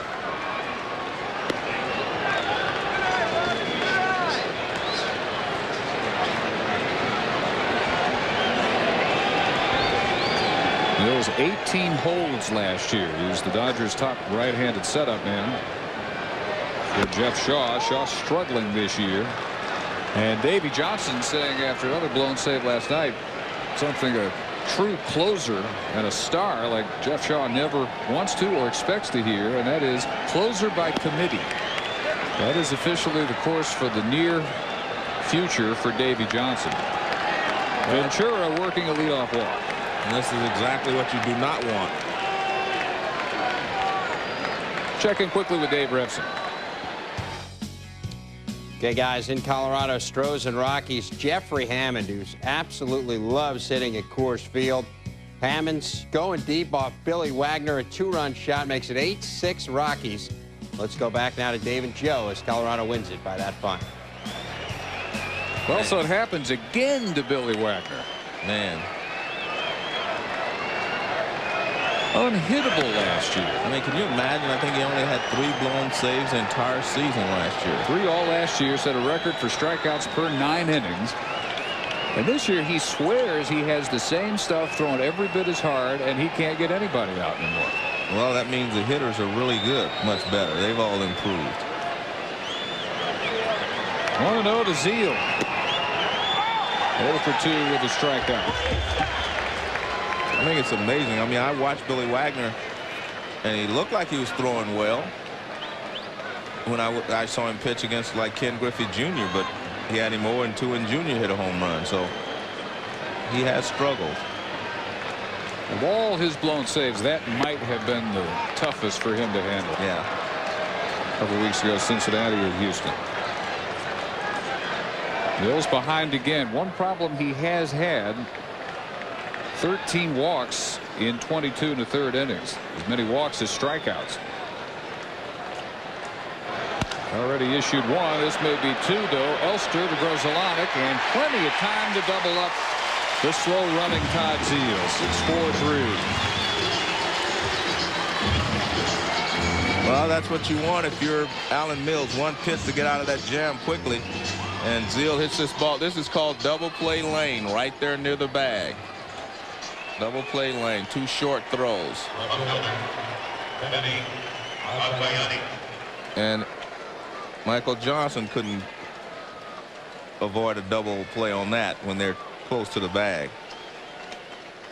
Only the 2nd time all year Zeal's grounded into a double play. It's a little surprising. That is amazing. So with nobody on, Agbayani fouls back the first pitch. 0 for 2 with a strikeout.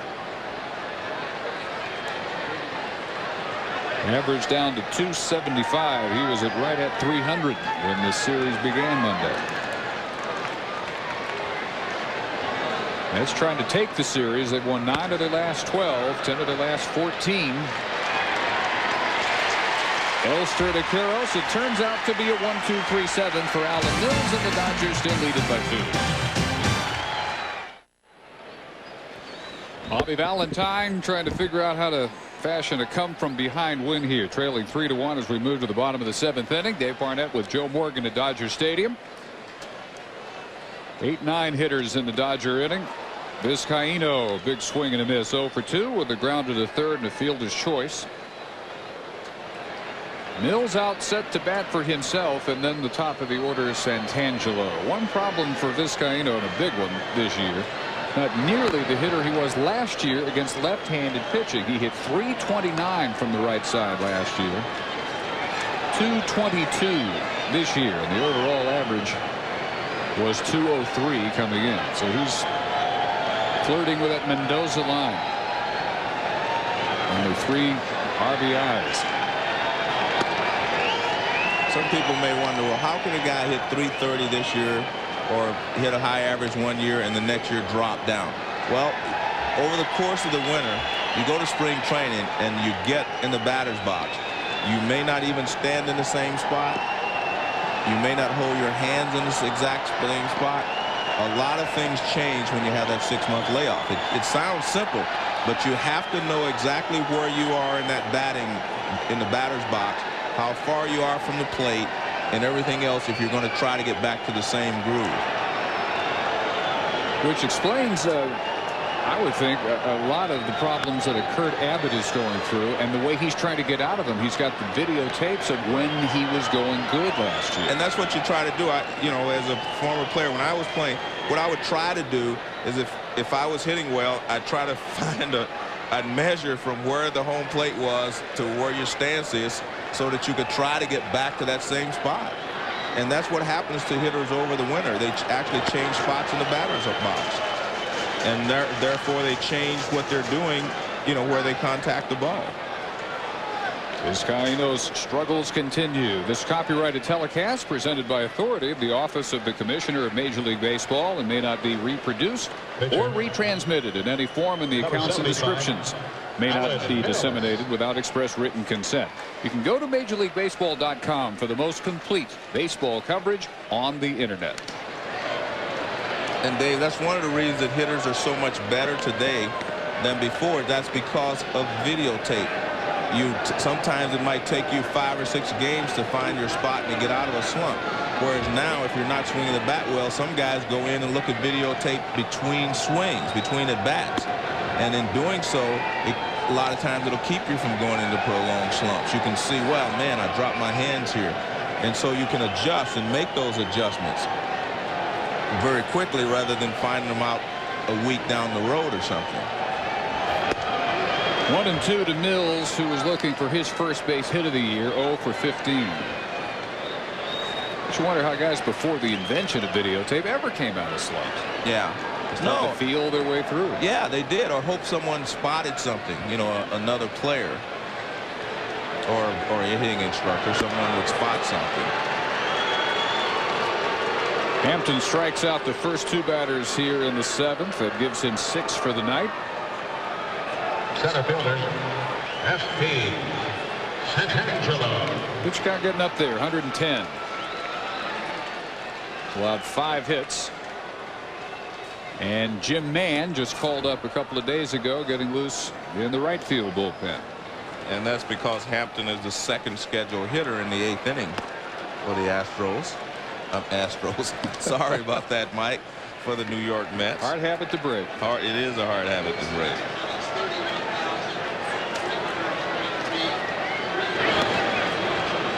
One and 1 to F.P. Santangelo, 0 for 3. He has a strikeout, one of the 6 rung up by Hampton. Starters for the Mets have been one of the big keys to their 9 wins in the last 12 games. 6 and 1 over that span, an ERA of 3.66. Hampton in danger of falling to 6 and 5. Kevin Brown, as he did in his first start against the Mets, leaves with an injury, left with a broken pinky on a bunt attempt back on April 8th, and he left tonight after taking a line drive off the right shin. Continuing the fierce toll this series has taken on both teams. Stars dropping left and right. Ray Ordonez Monday, Todd Hundley last night. Mike Piazza quickly followed Brown in the last half inning. Hampton, a strong 7th. He strikes out the side, but he still trails by 2. We'll look at some of the stars who have come through the College World Series over the years. Kurt Abbott, pitcher spot, and then the top of the order Mora, as Alan Mills is out for his 2nd inning. Again, a little shaky. Walked Robin Ventura on 5 pitches, and then got a 6-4-3 double play from Zeal and a ground out by Agbayani, protecting Kevin Brown's 3-1 lead. 2-0 to Abbott. Matt Franco out, ready to bat for Hampton.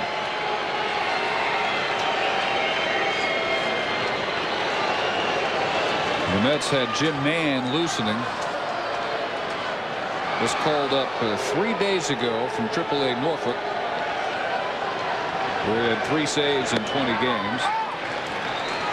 2-1 to Abbott, 0 for 1 with a walk.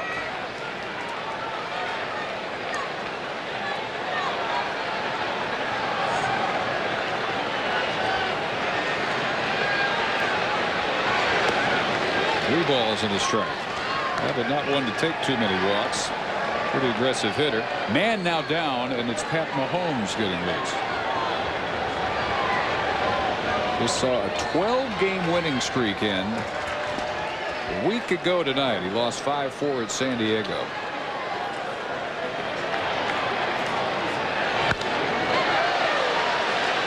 Back out of play to run the count full.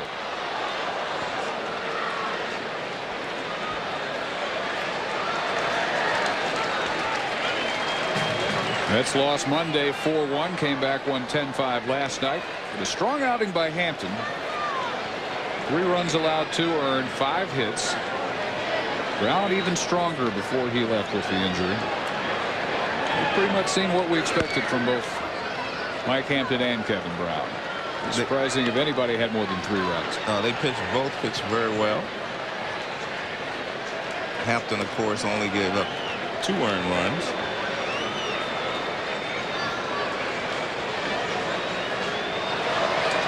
Well, like Brown, he goes against ace after ace the way the rotation has fallen this year. A couple of weeks ago, Randy Johnson in Arizona. Deep right center field. Santangelo chases, looks up, gone. Home run at last. Kurt Abbott has the breakthrough. His first home run. In fact, his first RBI of 2000.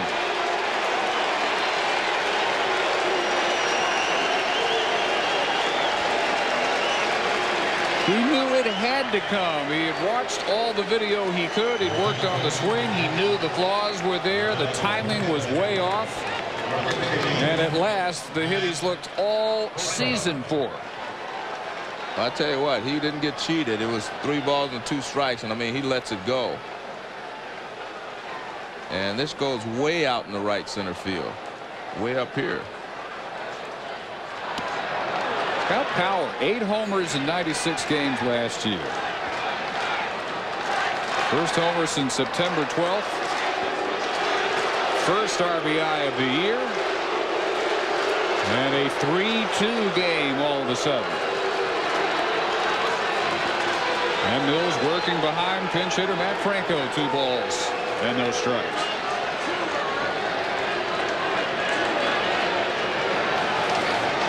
Franco just 2 of 18 in this role this year. Overall, just a 182 average. He has only 3 RBIs. Matt Fergus quickly getting loose down the left field bullpen.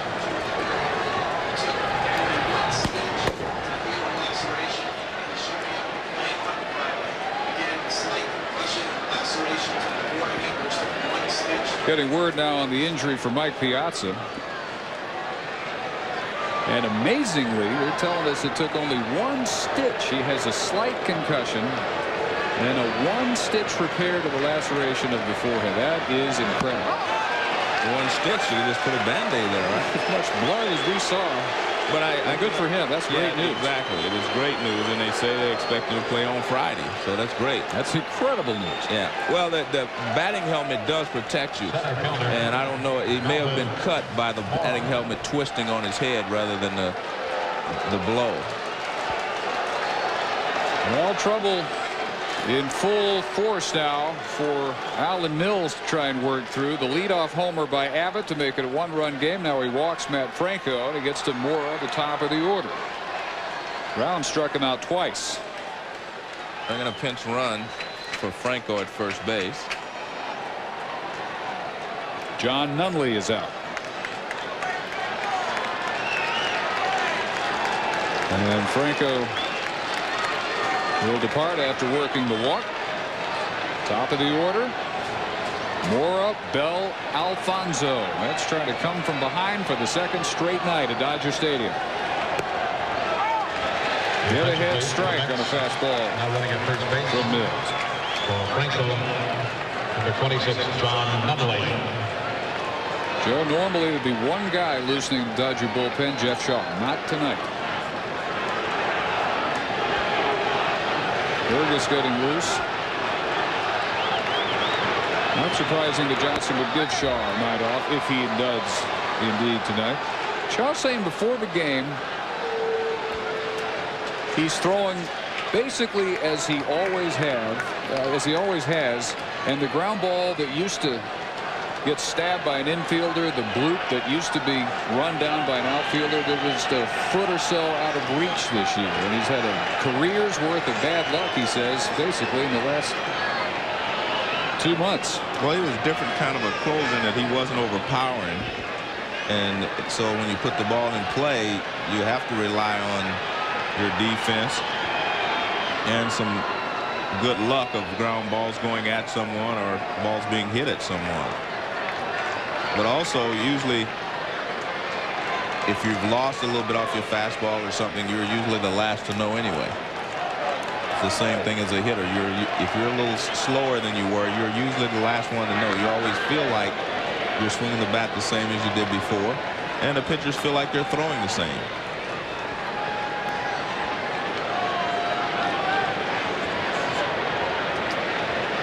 Shaw saying before the game, when he is hit on the first pitch, anybody that hits the first pitch, they're hitting 390 against him this year. If they hit any other pitch, they're down in the low 200s. Well, that's interesting because that tells you that everybody's thinking he's a first ball fastball hitter. Hits him well, but it's very difficult to hit the first thing you see because you do not have anything to gauge it against. You can't gauge the speed. You don't know how much it's going to move as far as the fastball is concerned. He says they always know I'm coming after him and I want to get ahead, and that's what they're taking advantage of. No, that's true, and I hear a lot of guys say their guy's a first ball fastball hitter, but all you have to do is sit and watch batting practice. Even if you know what's coming, you can't always hit it hard.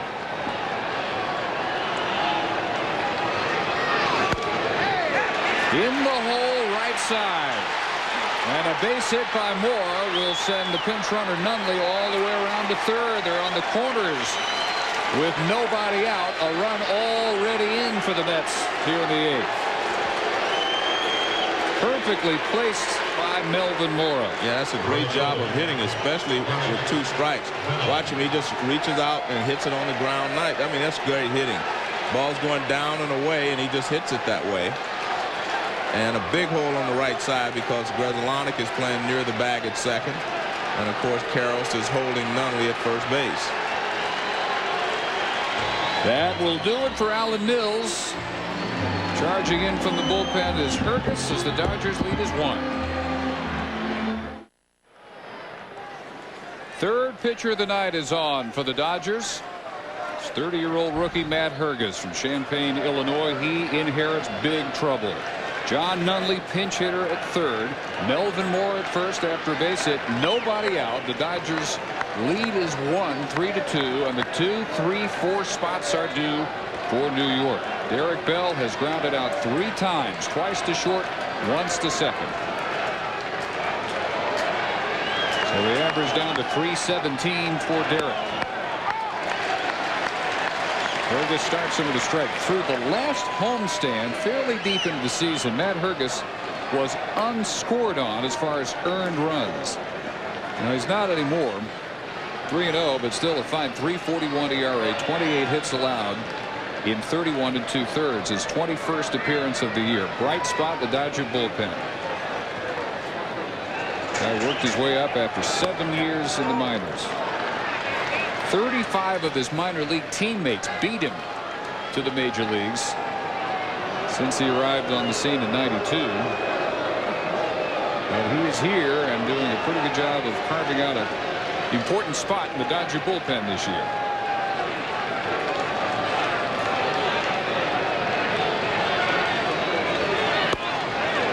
1-1 just misses the outside part of the plate, and he's behind Derek Bell.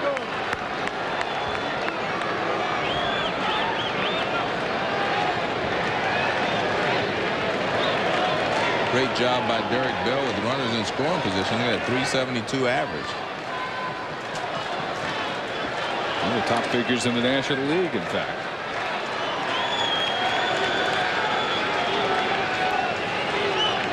We'll check Amora. Davey Johnson says the difference this year for Hergus has gotten the sinker that he worked on in winter ball to behave on a pretty consistent basis. Not trying to throw a four-seam fastball by everybody. Works in a change, a curve. Getting the ground ball outs.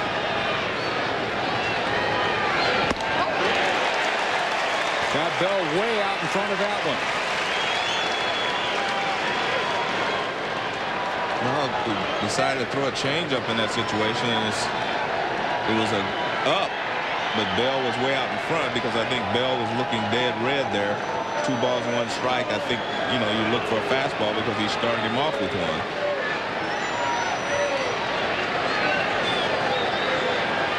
Two on, nobody out. The 2-2 foul back.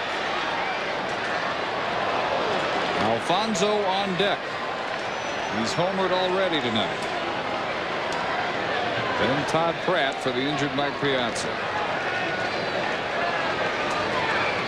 If this works through this, he will really have earned some respect in the Dodger pen.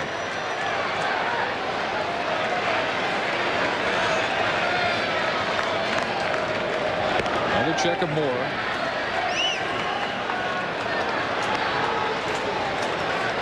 Moore has stolen the only 2 bases he has attempted this year.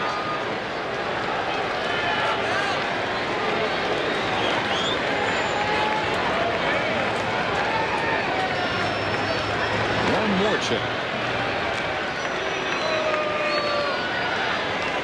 Fergus, when he finally did make the big leagues, parents drove all the way from Champaign out here. Couple days trip. Grew up in the home of the University of Illinois, but Fergus played his college ball at Illinois State.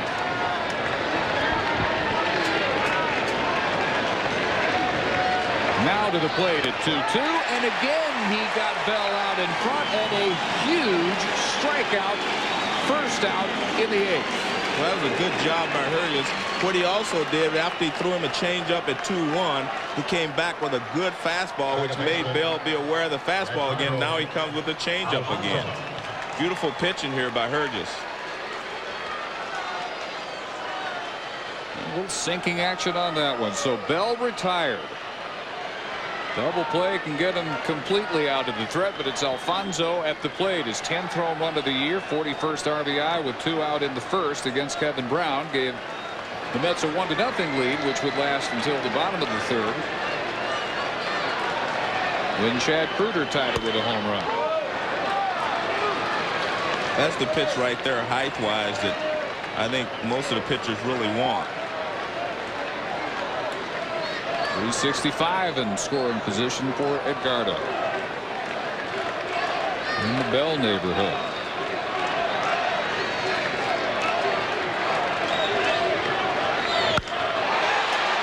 Right field deep, chasing it Green, looks up off the wall.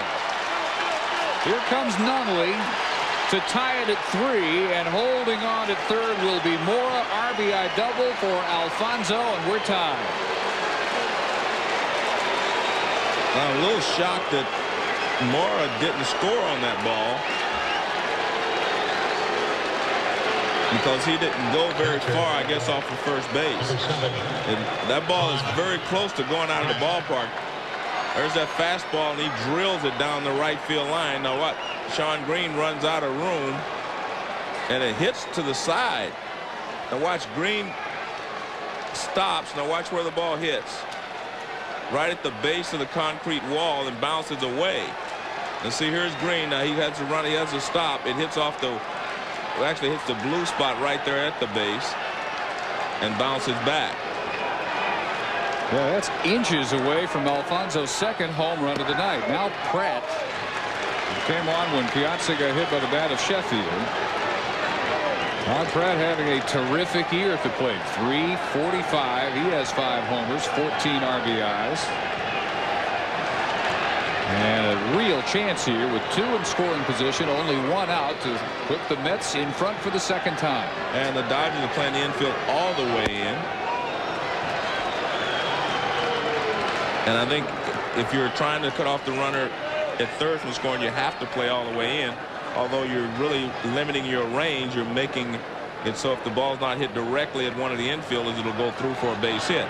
But if you play halfway back, the guy's going to try to score anyway, and the other one would move up. It works right at Elster, who caught the line drive and doubles up Melvin Mora. How much better could it possibly have worked? He's playing back. He doesn't catch the line drive. And Fergus, blessed with perfect positioning by Kevin Elster, gets out of it, still tied at 3.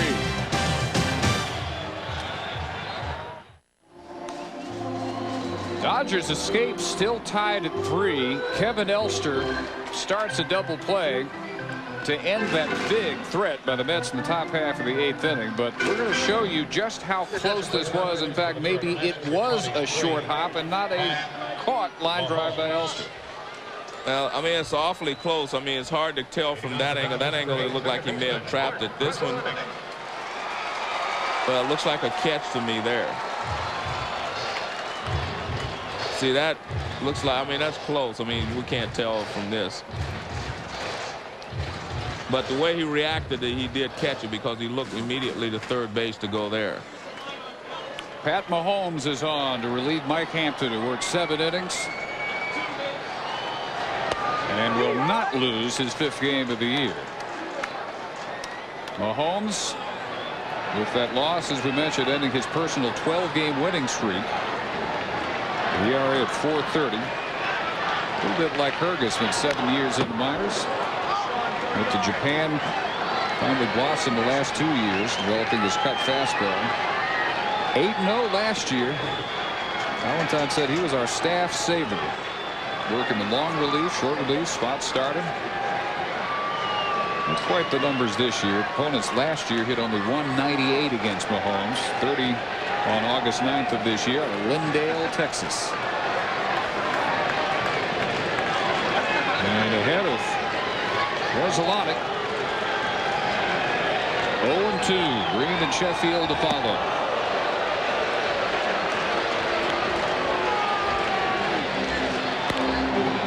Mahomes, fine basketball player in East Texas. Texas Mr. Basketball runner-up, in fact, 1988. All-state in 2 sports. 6th-round pick by Minnesota. Back to the majors in '96 with Boston for 2 years. And now in the middle of the Mets bullpen.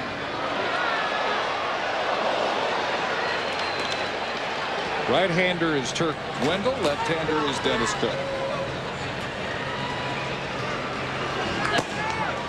And if they ever get a lead, you expect them to get Armando Benitez loose.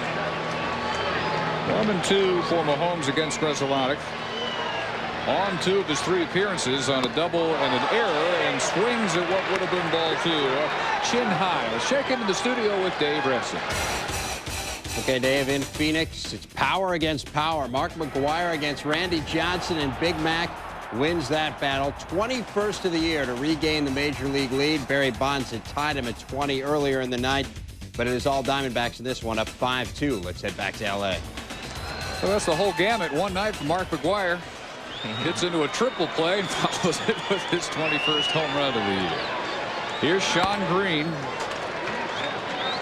Singled his last 2 trips. Go-ahead hit in the 4th. Scored Resolutic after his double, and a very generous call on a ball bobbled by Ventura. They gave him an infield hit in the 6th. This one rolls softly to Alfonso for out number 2 in the 8th.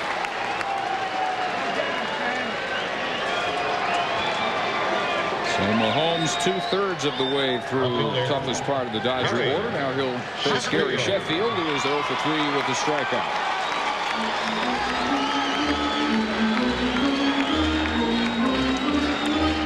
All 3 of the games in this series tight most of the way. Only the grand slam by Green broke up the Monday afternoon pitching duel between Chan Ho Park, who threw a 2-hit shutout through 7, and Al Leiter lost his first start all season. 6th inning grand slam by Green won that one. Easy 8th inning as he gets Sheffield to ground to Abbott. 1-2-3 from Mahomes, still 3-3.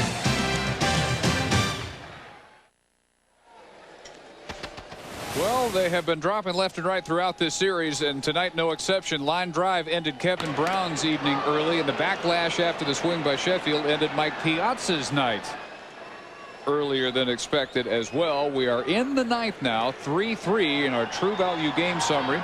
Mike Hampton pitched outstanding 7 innings, 5 hits, 2 earned runs, 1 under. Alfonso Abbott solo home runs. Kruder a solo shot for the Dodgers, and Hergus is on for his 2nd inning in relief of Alan Mills. Ventura, Zeal, Agbayani for the Mets. Leadoff single, Robin Ventura, his 2nd hit of the night.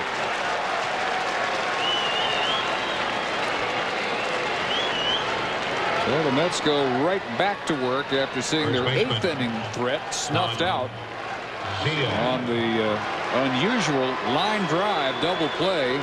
Elster to Vizcaíno to get them out of big-time trouble after 2 had already scored. Zeal 0 for 3, grounded into a double play his last time. And remember, they put a hit and run on in the 1st inning trying to move Ventura into scoring position. They got him there. Zeal hit a ground ball at second base.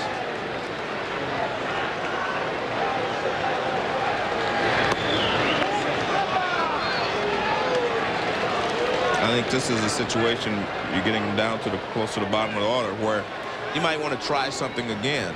And I think Zeal would be smart enough to know that last time Grzelcyk covered, he might try to pull the ball in the shortstop hole. Not going here, and it's ball 2. Low and inside. Burgess courting further danger.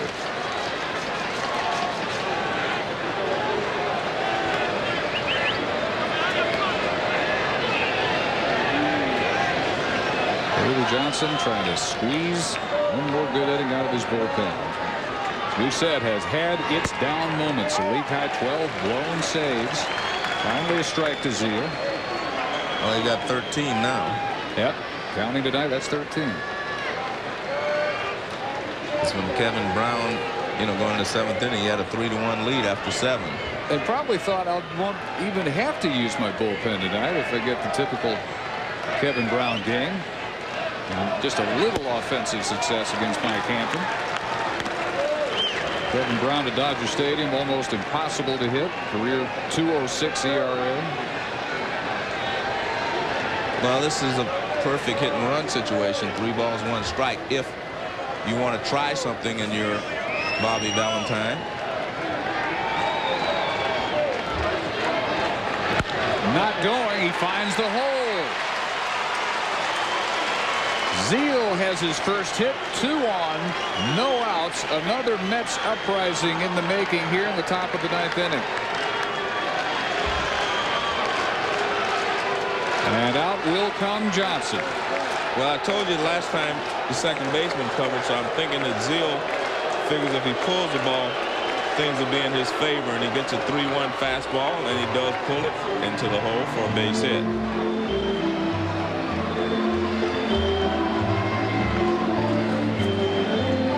Mike Fetters was the first reliever who got up and stretched a little bit after the line drive injury to Kevin Brown. He didn't warm up, and it was Mills who eventually in the 7th inning would replace Brown. But Fetters is getting loose in serious fashion here. At least one more hitter for Hergus. Get the most complete coverage of Major League Baseball on Baseball Today. Every Sunday at noon Eastern, get a fresh look at the trends, issues, and personalities in the game. This week, a preview of the Yankees-Braves Interleague Series. Look at the Dodgers' Sean Green and Diamond Cuts, the musical week in review. Baseball Today, every Sunday at noon Eastern, 9 a.m. Pacific time. And Joe Morgan will make his weekly appearance. Yeah. Benny Agbayani 0 for 3 with a strikeout, 2 groundouts, squares to bunt, and bunts it foul. Agbayani to be followed by Abbott, fresh off his first RBI of the year and his first home run. And then the pitcher's spot. No successful sacrifices this season for Benny.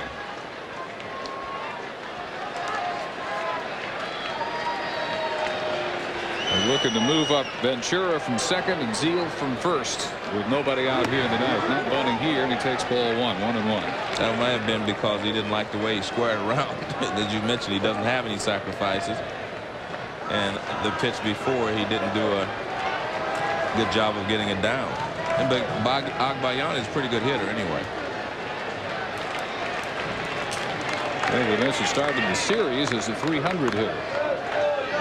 After the 280 level, going 0 for 3 tonight.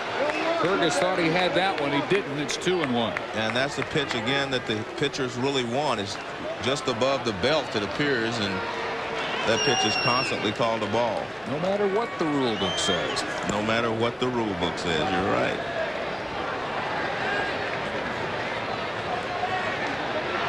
So behind in the count, of that one clearly low, and it is 3-1. 1 pitch away from loading him up forever. Well, this is a situation we had in New York the other day, and they put a hit and run on with 3 balls and 2 strikes, and it ended up being a triple play. Right to Randy Velarde.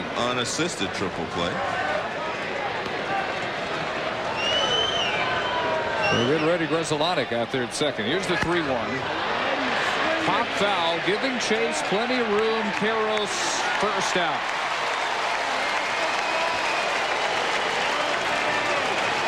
Agbayani unable to deliver. Ahead of the count 3-1. And Benny stalks back to the dugout 0 for 4. Well, pretty good pitch there by Hurgis. He got it up and in, and Agbayani couldn't get to it. If that pitch is out over the plate, he probably hits it hard someplace, but he made a good pitch. The ball was tailing up and in, and he just couldn't quite get to it. Well, Davey Johnson's already made the call. That's what he wanted out of Hurgis, out number 1, and now the problems inherited by Mike Fetters when we come back to L.A. Mike Fetters, 4th Dodger pitcher of the night, inherits a 3-3 game in the top of the 9th. 1 out, 2 on. Fetters, 35-year-old right-hander. Yet another Dodger who has spent time on the DL. May 4th to May 26th with a sore right elbow. Scoreless inning his first 2 outings back into the Philadelphia series, and on Monday, first game of this series. He will face Kurt Abbott, who was no threat at all to anyone this year until his last at bat. When he finally broke through with his first RBI of 2000 against Alan Mills to lead off the 8th inning. That made it 3-2. That's what tie it in the 8th. And threatening here in the 9th with leadoff singles by Robin Ventura and Todd Zeile, putting them on first and second. The bullpen in 2 1/3, 5 hits, 2 walks, so far 2 runs. Mills in an inning gave up the 2 and the 2 walks and 2 hits. Hurgis in 1 1/3, 3 hits. Helped out by the double play last inning, and Fetters would love to see the same thing happen here.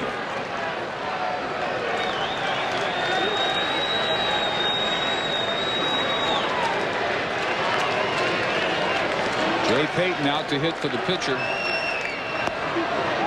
in the on-deck circle. Fetters starts Abbott with ball 1.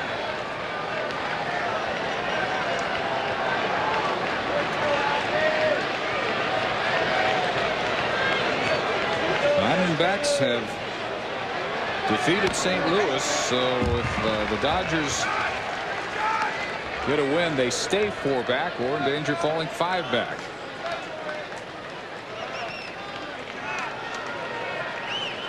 And Colorado has won as well. They started play tonight tied with LA at 27-22, both 4 behind the Diamondbacks. Looking at a 3-team National League West pennant race. Down the line, might be 2. Vizcaino steps on third. High throw, safe at first.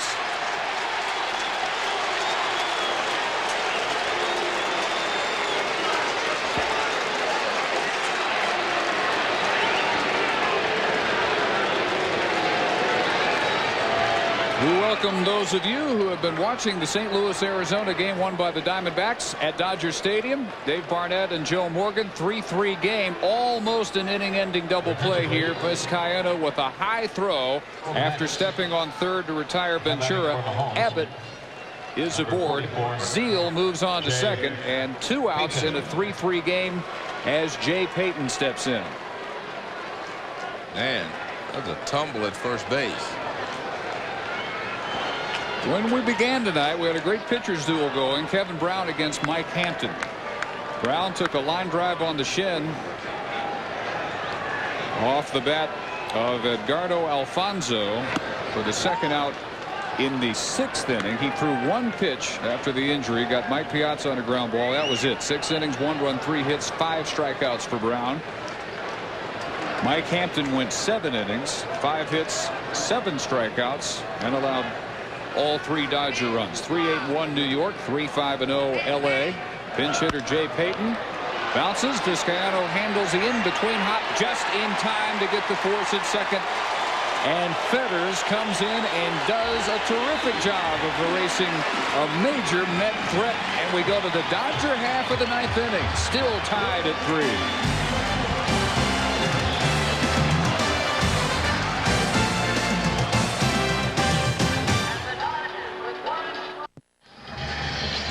To the bottom of the 9th, Turk Wendell is on to become the third Mets pitcher of the evening. 33-year-old right-hander in his 8th year, 4-2, an outstanding 2.81 ERA, and already his 29th appearance of the year. Set a club record with 80 relief appearances a year ago. Good numbers across the board. Little high in walks with 20. Staying in the game defensively after pinch hitting Jay Payton. He replaces Mora in center. And 5, 6, and 7 due up in the Dodger 9. Karros, Elster, and Kruder. Mora moving over to replace Benny Agbayani in left field. Karros, an RBI single in 3 trips.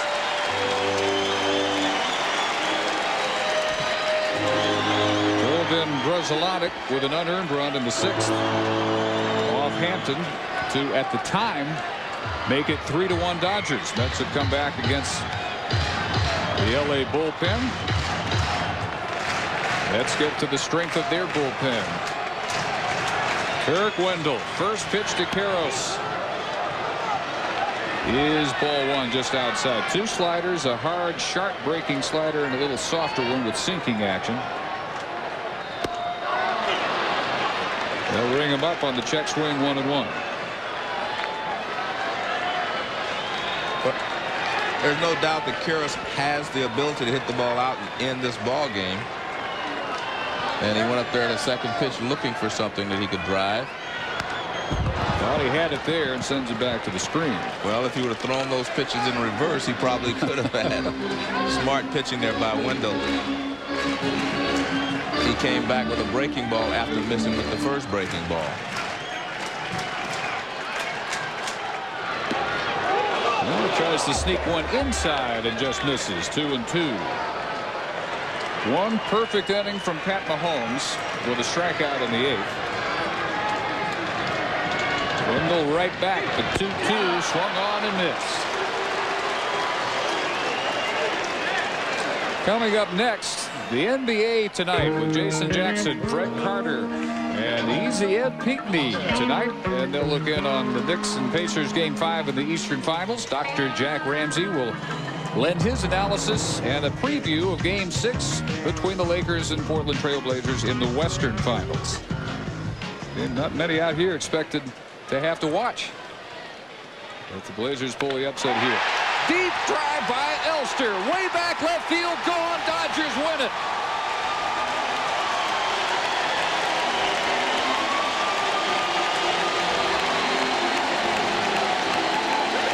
And the line forms to greet Kevin Elster after his 8th home run of the year. The game winner. 4-3 LA.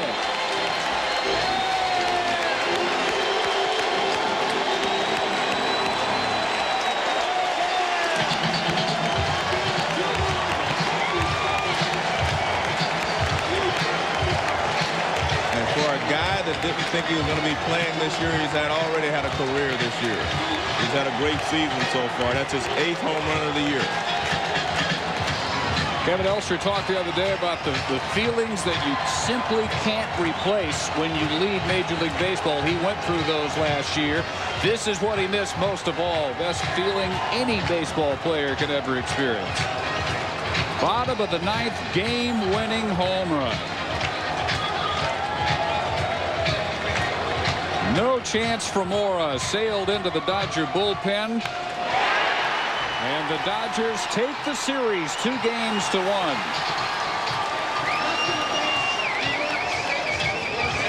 Our final again, 4-3. Fetters gets the win, Wendell the loss. Don't forget ESPN's exclusive coverage of the Sunday night baseball game of the week.